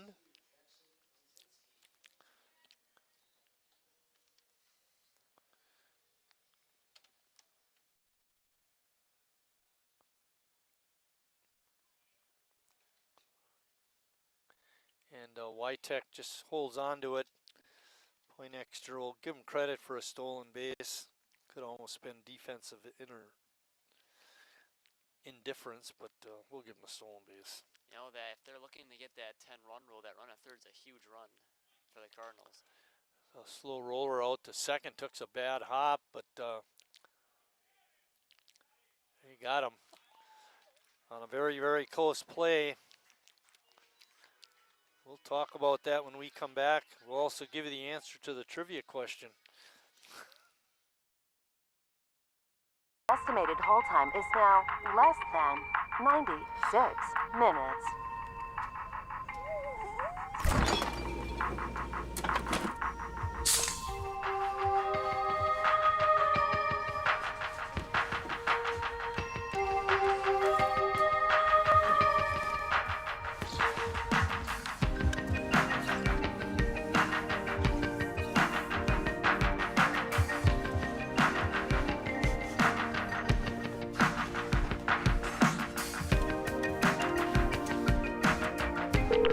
We thank you for your patience.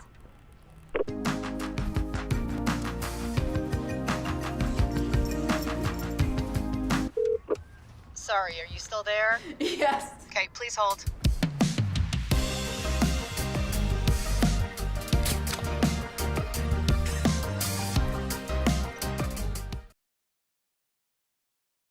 Back for the bottom of the 6th inning at Wildwood Park. The A's up 10-1, and we got our trivia question answer for you. The question was, this Hall of Famer was the team's most valuable pitcher 5 years in a row. The answer is Fred Forsterling. Freddie, good guy. Was a really good pitcher back in the day. I guess that's why he's in the Hall of Fame. Yeah. That make a little bit of sense. It's like Gus Walker's going to pinch hit for Calvin Kiesler. Speaking of Fosterling, his dad, Roger, was real involved with the A's, like doing a lot of frying. And that brick thing, that fryer, that's a Fred Forsterling grill. Really? Yeah. The point I wanted to make about that last hitter for Sussex, Glenski, when he dove into first base trying to beat the throw, you actually get to the base quicker by running through rather than trying to dive in. So, should have ran instead of diving.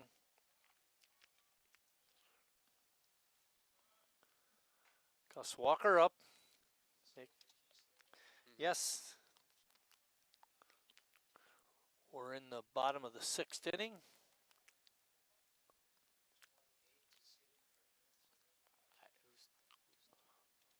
Another pitch in the dirt.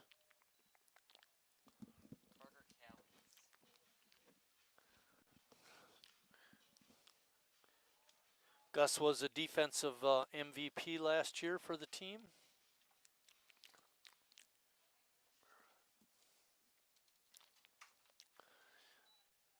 Ball 3. The A's have a chance to get to that 10-run rule mark and then put it away in the 7th, but it all starts with Gus Walker. And ball 4. 4-pitch walk.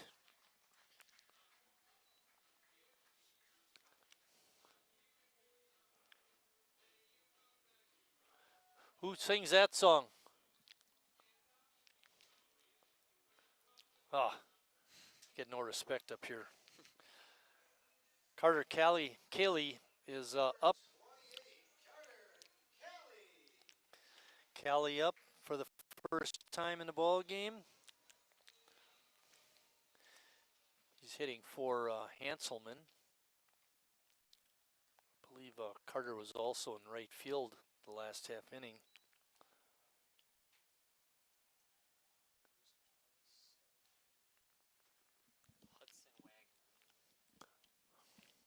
Hudson Wagner, who came in to run for Harry back in the fifth, is on deck.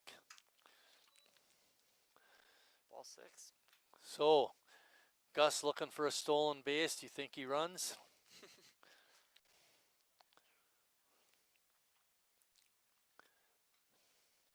I would be surprised. Maybe. Maybe not. He was going to go. There's nobody coaching third, so I'll take it upon myself to make the decision.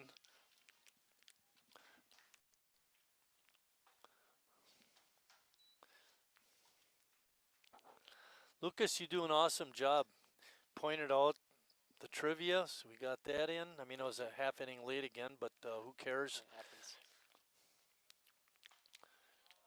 Good rip and fouled straight back. We got about 3 or 4 players sitting on the rolled up tarp outside the dugout, and that ball went right above their head. It's safer by the concession stand.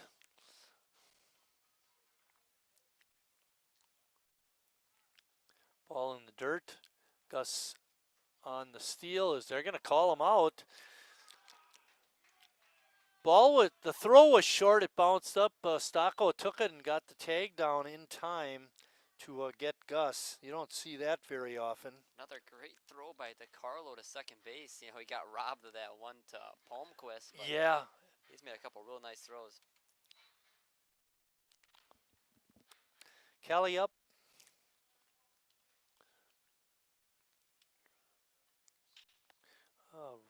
Like a crack batter, roller out to second, and a good play across or over for the out.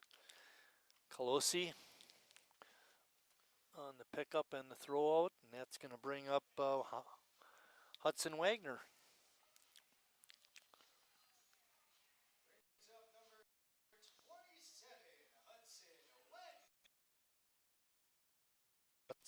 Hudson is hitting .250, 1 for 4 on the season.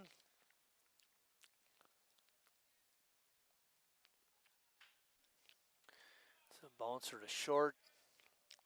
Throw across in time, and that ends the Sheboygan 6th.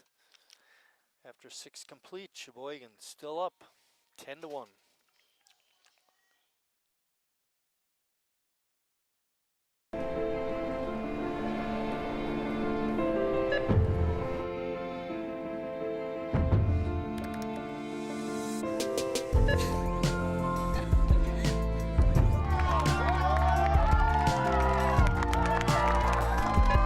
Whenever you shop Meijer, you help support programs like Boys and Girls Clubs and Girls Who Code that show kids they can dream anything and do even more.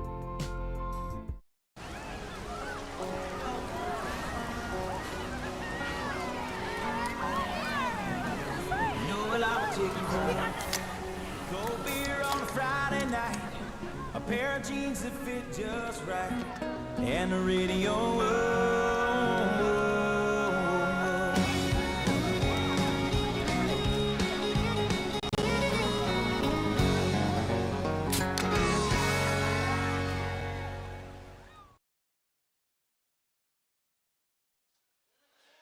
Denny Moyer down below us calling out the winner of the 50-50.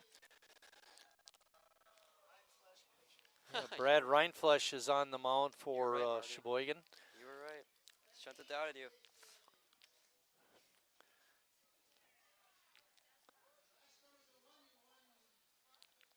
Oh, we got a winner. $215. You could have won, fans, if you'd have been here in the park. You can't buy a 50-50 raffle ticket at home in front of your monitor. Do you see Sean at all? I didn't see Sean. He's here. He did the dice roll game between innings, but he's not running over. Brad Reinflesch Rindfleisch is on the mound for Sheboygan. Brad is making his third appearance. Pitched 9 innings, has 16 strikeouts. His ERA of 1. You don't see it very often, Brad Rindfleisch coming to a game where the A's are up 10-1 in the 7th inning in a non-league game. But here we are. Lucas, you answered my question. I was going to ask you this when we came back. You know, if Sheboygan shuts them down and then scores 2 in the 7th, is it a walk-off win? Yeah, game ends on a run. Okay, all right. Kind of cheesy, but we'll take it, right? A win's a win. I'll take it.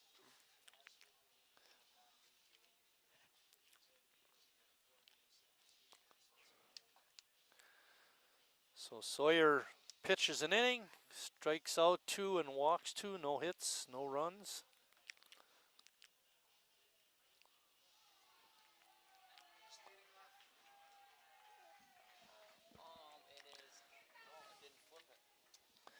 Leading off is the Parker Wyatt, the leadoff hitter.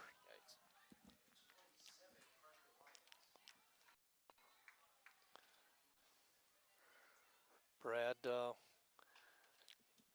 is scheduled to pitch this weekend. I talked to him before the game, and he said he was going to pitch. He wasn't starting tonight, but the plan was to get him out there and throw a little bit just to loosen up, kind of get ready for the weekend game. Got that big 4-game set at Addison. Hopefully he can get Schmitty and Rec and Brad all pitching. Yeah, he probably could have pitched all 9 today and still been ready for Saturday, but Brad said he's got a little pull in the side that gives him a little bit of pain, but he doesn't think it's serious. But he said he wanted to work a little bit tonight, get an inning in or so.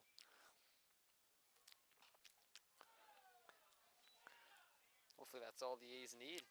But here's the thing, though, Marty. If he closes out on a walk-off, do you give him the save? No. On a walk-off. Even though it's a 10-run lead? Just kidding.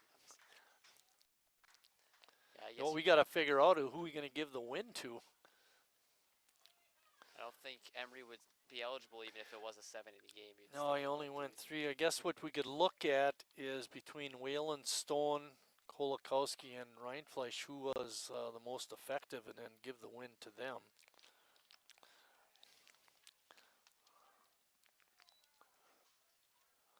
If you look at that as a barometer, Whalen pitched, only gave up a walk, where Casey Stone gave up a run, actually, and Sawyer was okay, but he walked 2. Yeah, I think that Whalen with that double play definitely had the cleanest of the... Yes, yep. Max Stocco up. Max is 2 for 3, and he's not waiting around. He's swinging the bat. Kind of wonder what this game would have looked like if Sussex had their full roster available. Oh, right, yep. And we talked, was it 2 or 3 guys? Or, I mean, they're hitting in the high 400s. One was hitting over 500. Pitch is just off the plate. Evens the count at 1-1. A team that had been averaging almost 12 runs a game to their first 4 has only got 1 run on 4 hits. Who was that other team we shut down last week? Scored a lot of runs. Chicago. Chicago, right?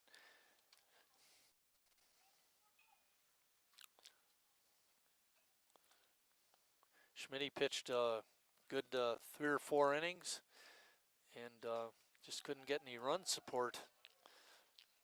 Ended up losing that first game. Sheboygan came back and won the second.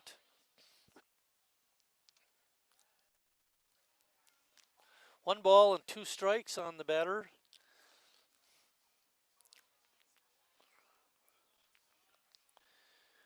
Max has played a nice shortstop too for Sussex. The ball hit down the left field side but foul.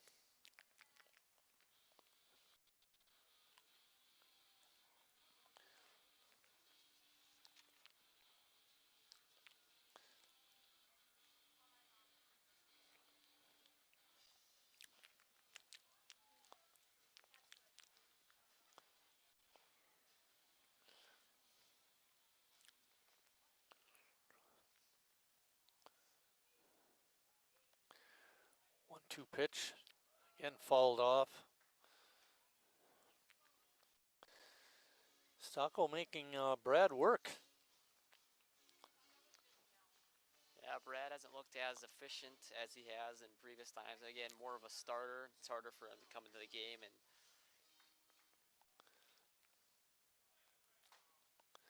pitch just off the inside corner. Evens count at 2-2.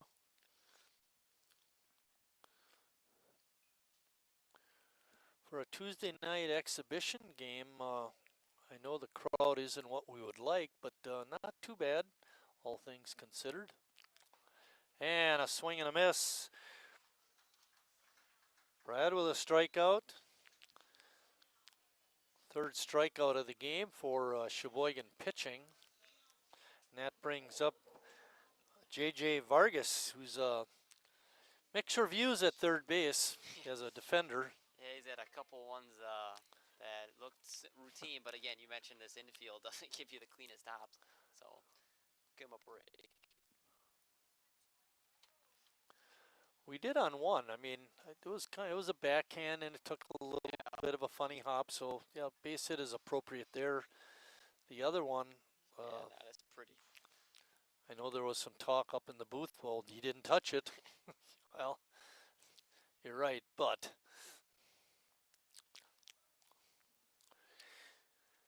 that first pitch is in there for a strike. I would have taken a hit. I don't know. We are in the 7th inning. Sheboygan on top.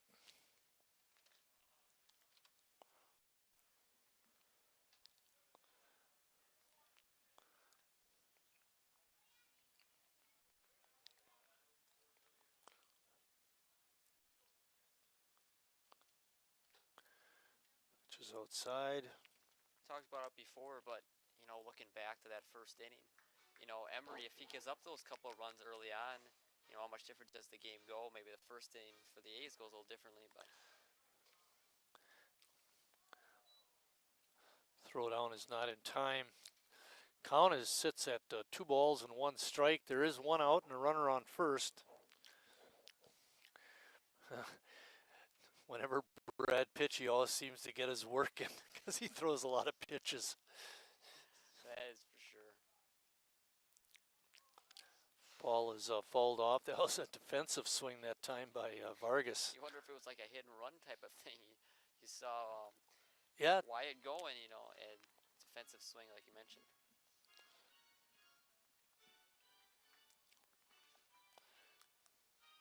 Good job by Kevin Muck on that Yeah, 50-50 sales, the $215 for really what isn't that big of a crowd is awesome.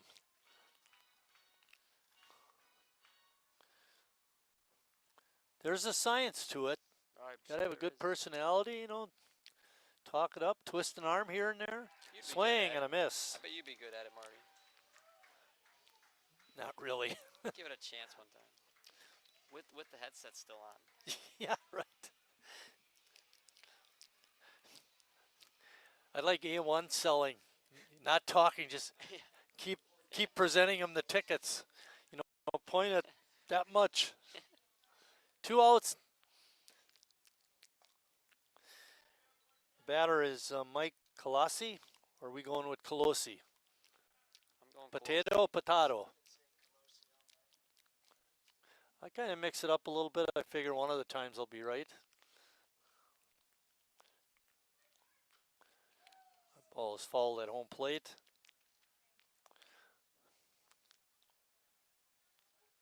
Not the quickest moving game we've ever had, that's for sure. No, we're just 2:05 right now. You know, we got to get that 10-run rule to get this game over. We're going to be sitting here for 3 hours. Strike. And the throwdown is in time. Good throw by Witek, and that ends the inning. After 6.5, Sheboygan still way up, 10-1.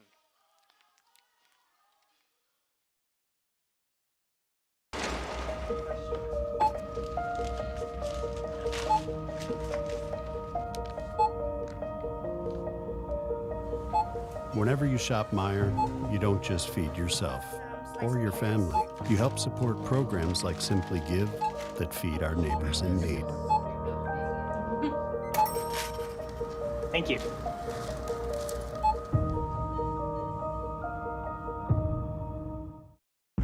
I grew up working in my family's supper clubs. This is where it started with us as far as the fish that we serve at Culver's today.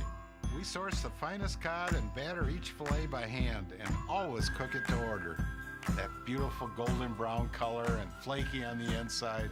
The fish fry is a Midwest tradition. It's about families coming together. I love bringing this tradition to guests everywhere. Mom and Dad would be proud. Welcome to Delicious. Wingism number 1, the Flavor Saver.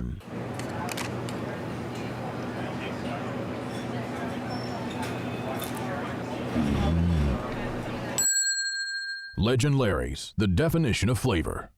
Wingism number 2, the Joker. Then her dad walked in. Dude, we're done eating. Use a napkin. Serious? Yeah. Are you serious? Yeah, I'm serious. Why so serious? Legend Larry's, the definition of flavor. Back at Wildwood Park, getting ready to start the A's half of the 7th inning. I think we got a new pitcher out there, Lucas. I probably don't have a name for him, but number 48. Let's look. We got a number kid with that. Max Otto. Max Otto is now pitching. Looks like a 9. I'd call it Max Otto. Max, oh. John Hadley, the only guy left. The only man left in the starting lineup, John Hadley. Everyone else has been replaced by a sub. Wonder if Tim's mad at him. You're staying in the game, man. John looking for a hit. He's 0 for 3 with a walk, and has scored a couple runs. Maybe that's why he's still in the game. Get him That could be, yep.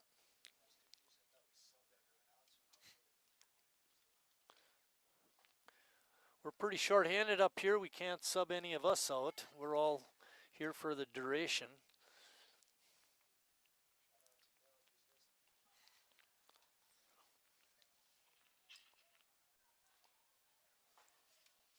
Otto's pitch is in there for a strike. Otto's name does appear on our stat sheet. This is his 3rd game. He's started one. He's 0-1 on the year.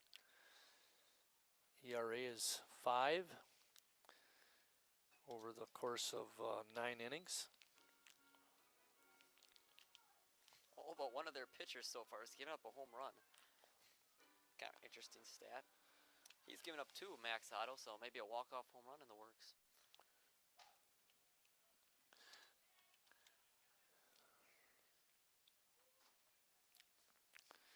Hadley was up when Gus Walker was thrown out at second base.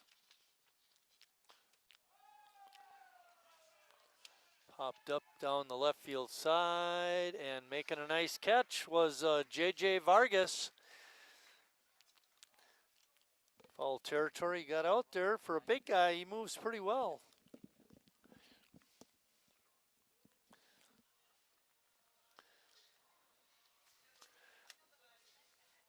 That's going to bring up Alex Ames.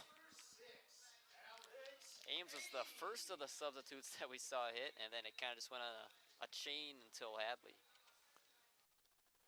And, you know, we had talked about Alex not having a high batting average, but a very high on-base percentage, and he continued that with reaching on a hit by pitch. He didn't even move out of the way for that one either, just took it. Took it like a man. Good fastball by Otto. It's in there for a strike.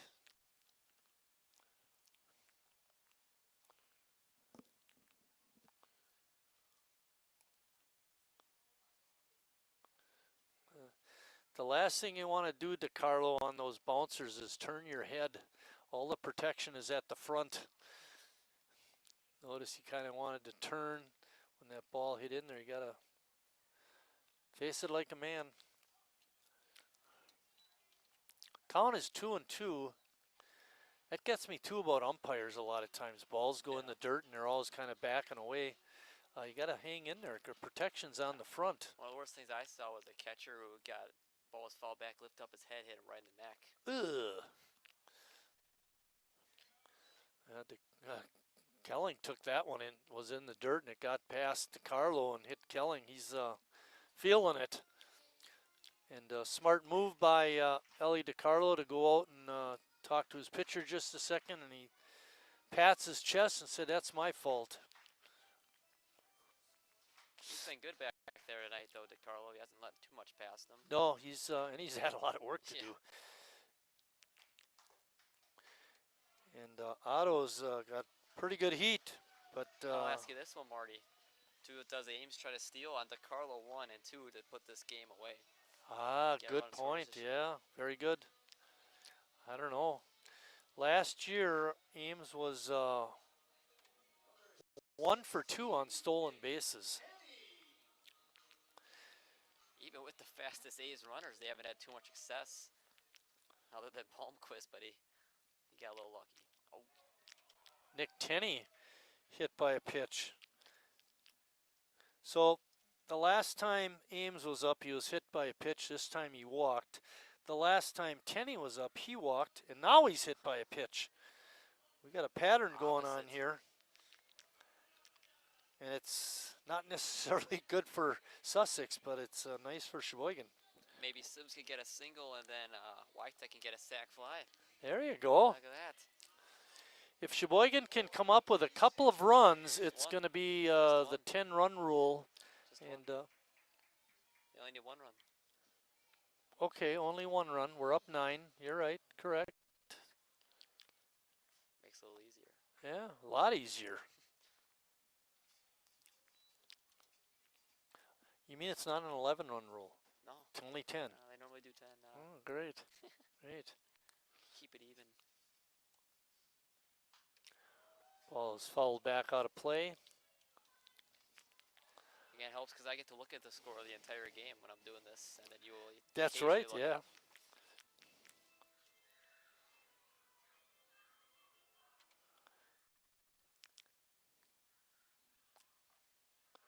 Otto's from Delano, Minnesota. You know, early on this year, we've had a lot of teams that have had stats on their website, and that's been really nice. That is nice. You're right. Problem with Sussex is we got their roster off the internet and all the numbers were wrong. Got the names, but not the number.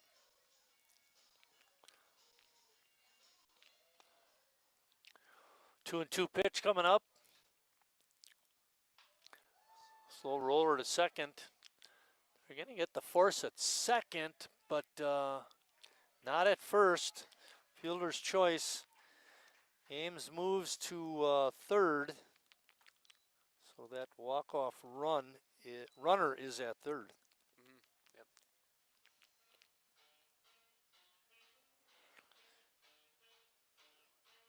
Ty Wytek is up. He's taking off his catching gear. That's tough when you're a catcher on deck like that, 1 or 2 outs. You know, you don't want to not be ready to go right. to the field, but you want to be ready to hit. Wytek hit a screamer past Vargas his last time up. If he can do that again, the game's over. I think he was trying to. Yeah. Not a good swing, but Otto gave him the heater.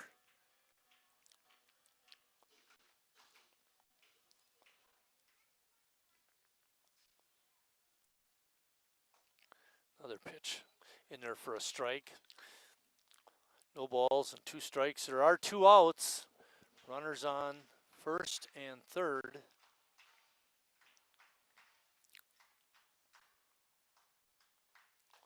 And a swing and a miss. Otto with the big fastball ends the inning. After 7 complete, Sheboygan still up 10-1.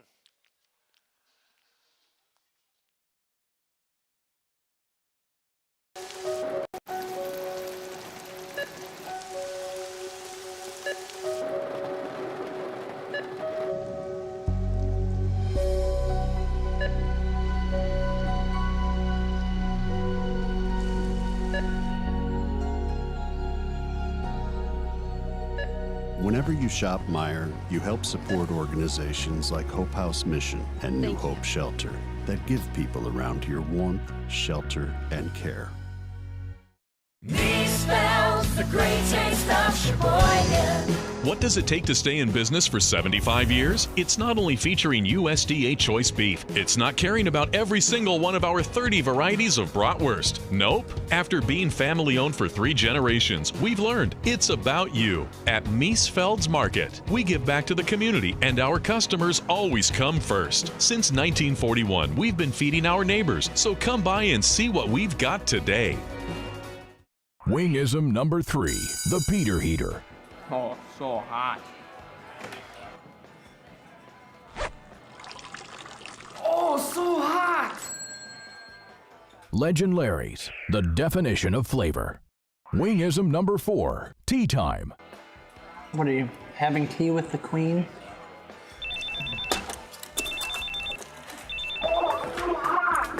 Hello. Nice. Legend Larry's, the definition of flavor.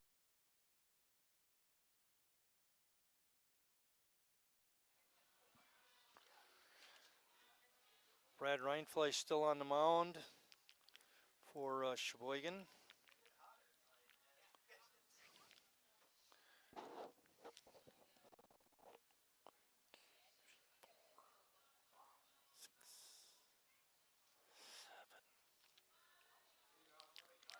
Leading off the inning for the Cardinals is Mike Colosi. Mike is 0 for 3. Mentioned Brad still on the mound.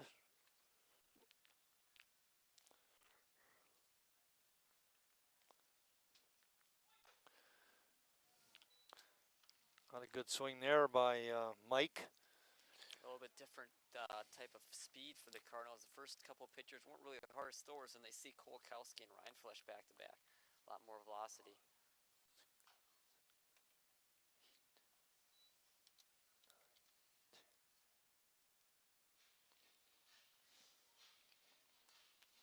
Trying to figure out the totals for Tyler Conger. Got him pitching 3 innings, giving up 3 hits, 4 runs. 3 of those were earned. He walked 4, struck out 1 batter. That was not a good outing for Tyler.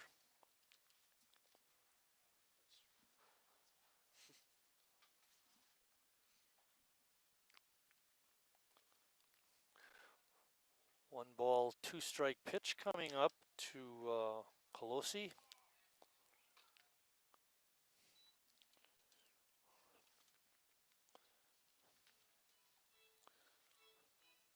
Colosi was the other guy of those 2 big hitters for Sussex in 385. Ball is hit up in the air. Left fielder comes over Tenney and makes the catch.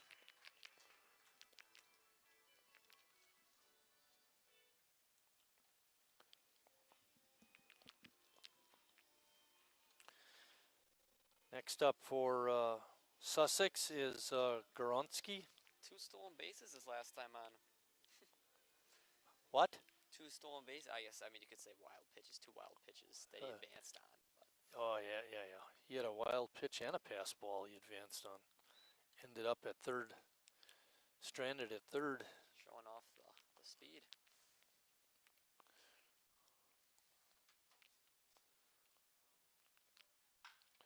There's a line drive out to right. And Sims makes the catch out there.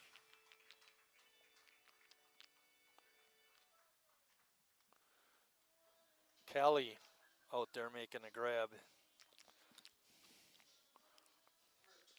Ball is hit hard. The Keller is up. He's 0 for 1.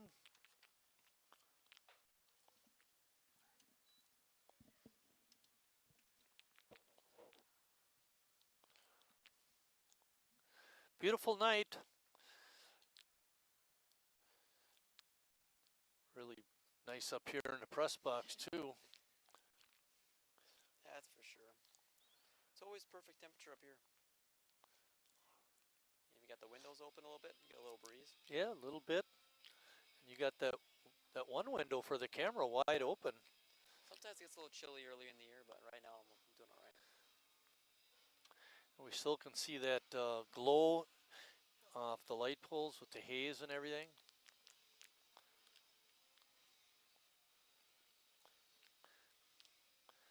Well, 63 degrees at game time.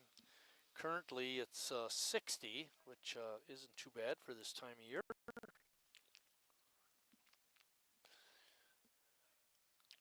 Nice day today, though. In the afternoon, real nice day. Oh, yeah.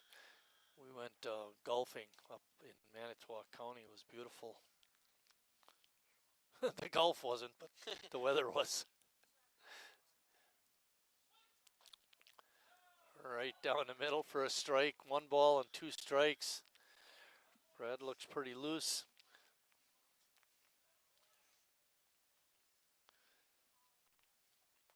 We're in the top of the 8th inning. Be interesting to see if we had to go 9 if Tim Moyer would send out Brad again. I would assume so. I mean, why put another guy in there? But I've already been wrong today, so. And strike 3. Good inning for Brad and Sheboygan. Sheboygan's going to try to win it in the bottom of the 8th.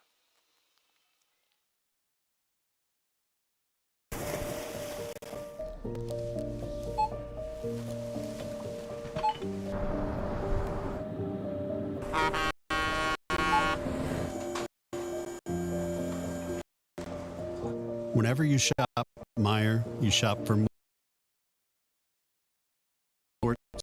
sustainability in all our communities. Thank you. Today, tomorrow, and for years to come.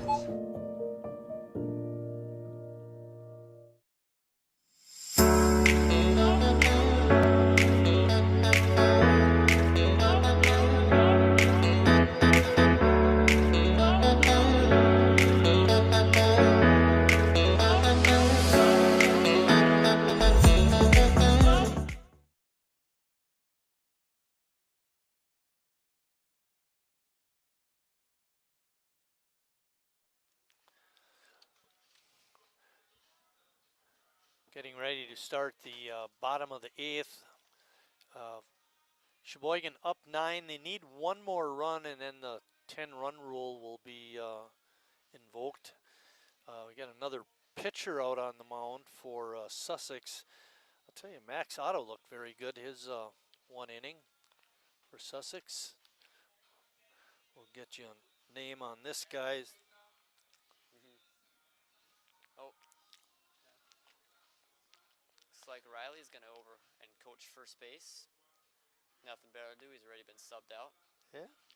He's been over there before. He knows what he's doing. Him and Gus normally the ones that take the reins. And then, you know, the run rule is still in play for the 8th inning, but how much of a difference does it really make? Yeah, right. 3 outs. Yeah. Otto went 1 inning, walked the batter. Otherwise, nothing in that. Number 32 is on the mound. I believe that's... was that on your... yeah. You had that on your... The right fielder. All right. Kaczynski now pitching. But we do not have a clue who is in right field. That's the one problem.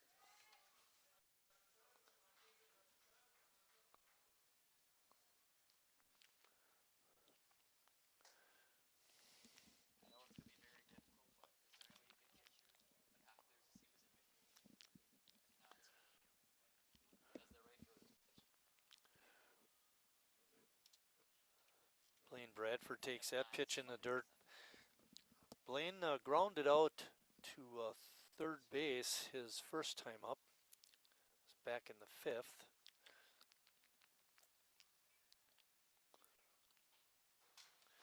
Ball has popped up on the infield, actually in foul ground, and DiCarlo makes the easy catch in foul territory, and that's 1 out for Sheboygan. That's going to bring up Gus Walker.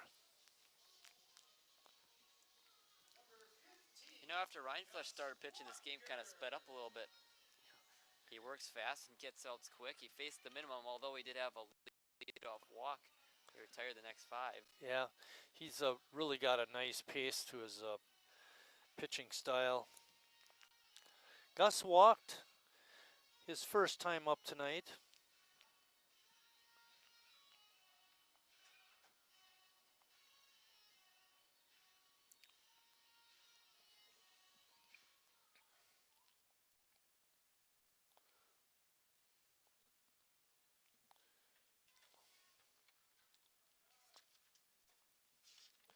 First pitch is low. He walked, and then the very, very rare thrown out at second, caught stealing for Gus Walker. Yeah, right. I wasn't going to mention that. Yeah, I'm sorry. Thinking of things to say. For the pitcher for Sussex, this is his first time on the mound.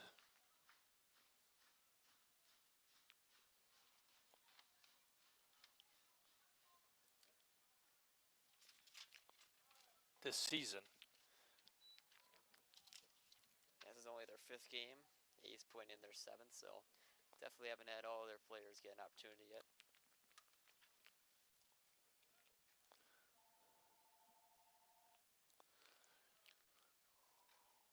Big swing and a miss. Walker looks frustrated. He's had a slow start to the season. Hoping to get it going with this at bat.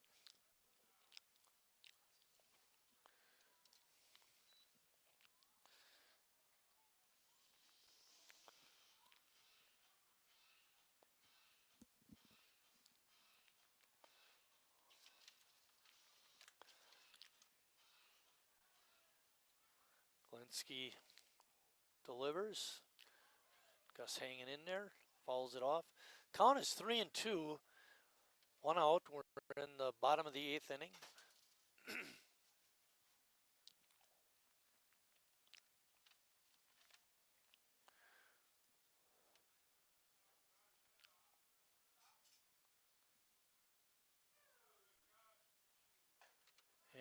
And a walk.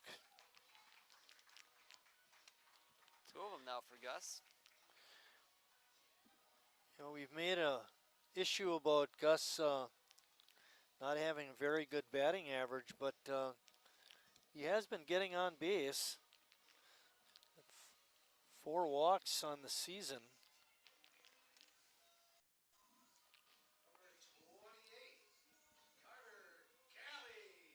Carter Cali up. Carter grounded to second this last time.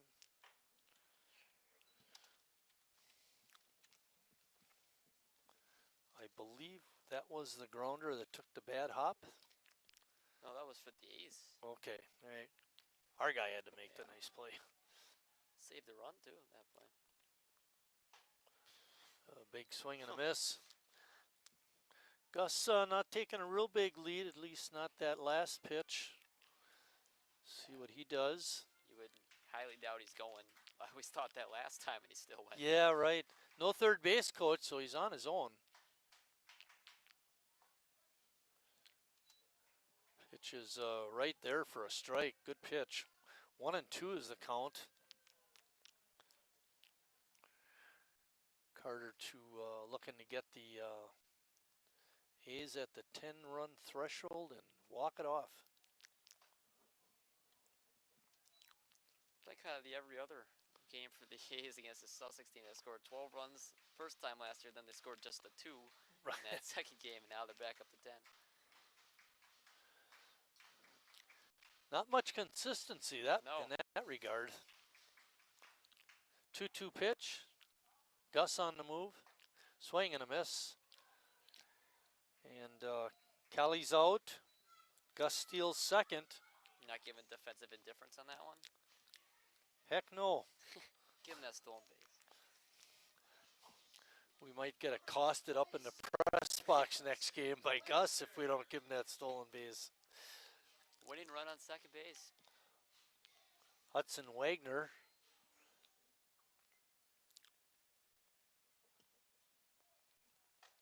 Hudson came in the ball game in the 5th inning. He pinch ran for Harry Stout, and he's been at third base ever since. He got the bat in the 6th, grounded to short. If he can come up with a hit here, Sheboygan should be able to walk it off. Gus has great speed. What a hack by Hudson. Him and Callie's past two batters have really swung for the fences. 1-1 is the count.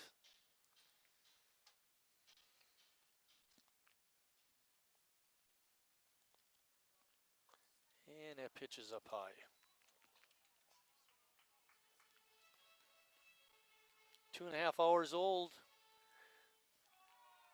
Ball game is. Got started right at 7:30.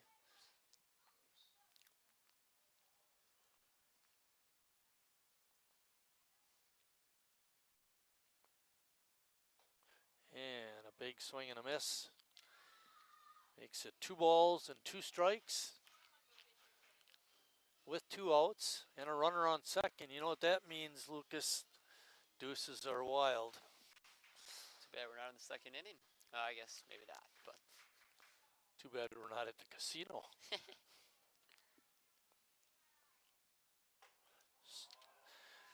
And another strikeout. Sheboygan does not score in the 8th. Have to play the 9th. We'll be right back.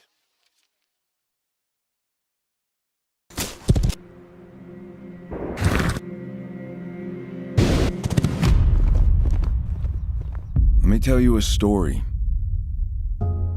about a beer rooted in the heart of America, found in a community where a handshake is a sure contract, brewed for those who found opportunity in challenge and hope in tomorrow, raised by generations, willing to sip, share, risk, remember. This is a story bigger than beer. This is the story of the American spirit.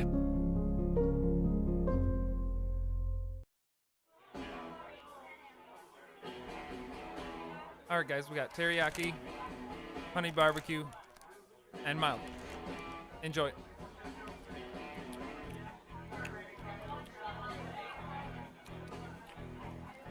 All right, DOA wings, hottest on the menu. You got a problem?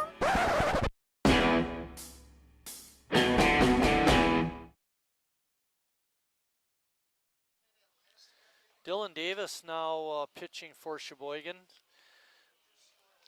Ryan Fleisch had a nice 2-inning outing, giving up no hits, no runs, walked 1, struck out 3. I would say based on our pitching, A's pitching tonight, that Brad might be in line for the win.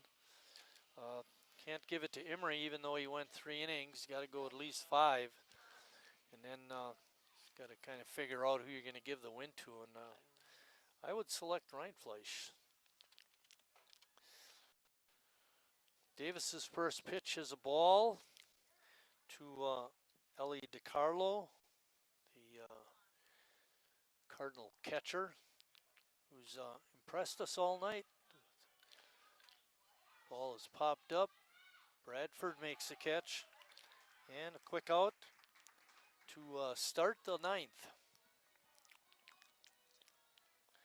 Grant Poindexter, 1 for 2 in the game, is up. Officially ran out of room.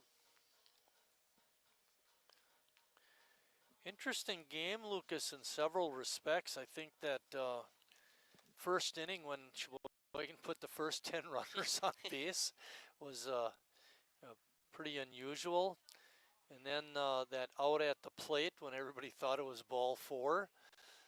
And then the wrong batter coming up the next inning or next time they're up to bat, the Cardinals. Yeah, definitely a weird start to this game.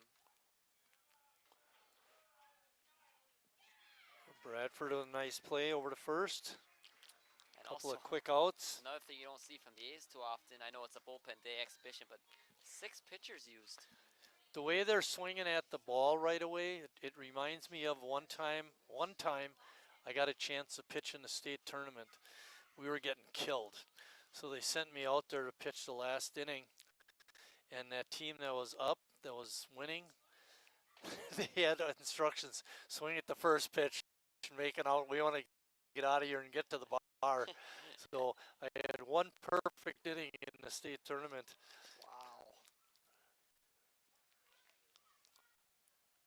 Any way you can get it. Yeah. Shutout is a shutout inning. Doesn't matter if they wanted you to do it or not.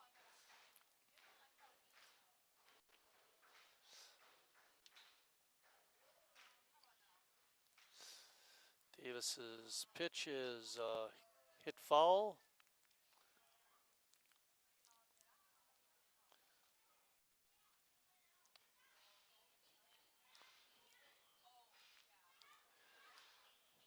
Going to be a nice win for Sheboygan and an interesting game. Yeah. A little bit on the long side, but when you're retired, who cares?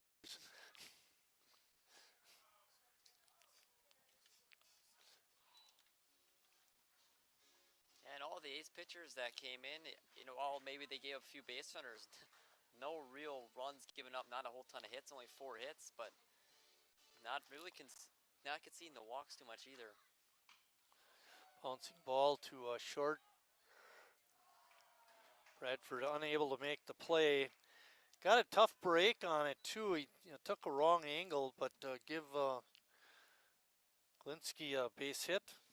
I don't think if he goes glove hand there, he's going to have any chance of getting him at first, so Barrier was really his only option. Yeah, a couple of things working against Blaine, a little too deep and not hit hard enough. Takes us back to the top of the order, Parker Wyatt.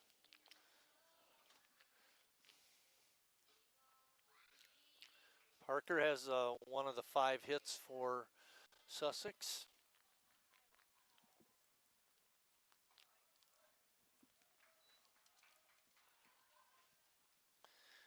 Well, good game for Sheboygan. They're going to get a win, but also good game for Tim Moyer and his players because he got a lot of guys in.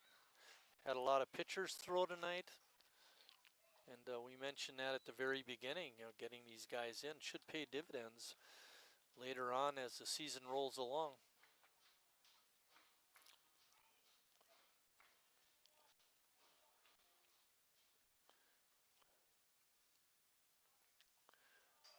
Check swing is hits the bat, foul. 1 ball and 2 strikes. Couldn't tell if it hit him or not. I mean, if it hit him, he went around anyway, so right. It didn't matter. Yep. See if Davis can end the game on a strikeout.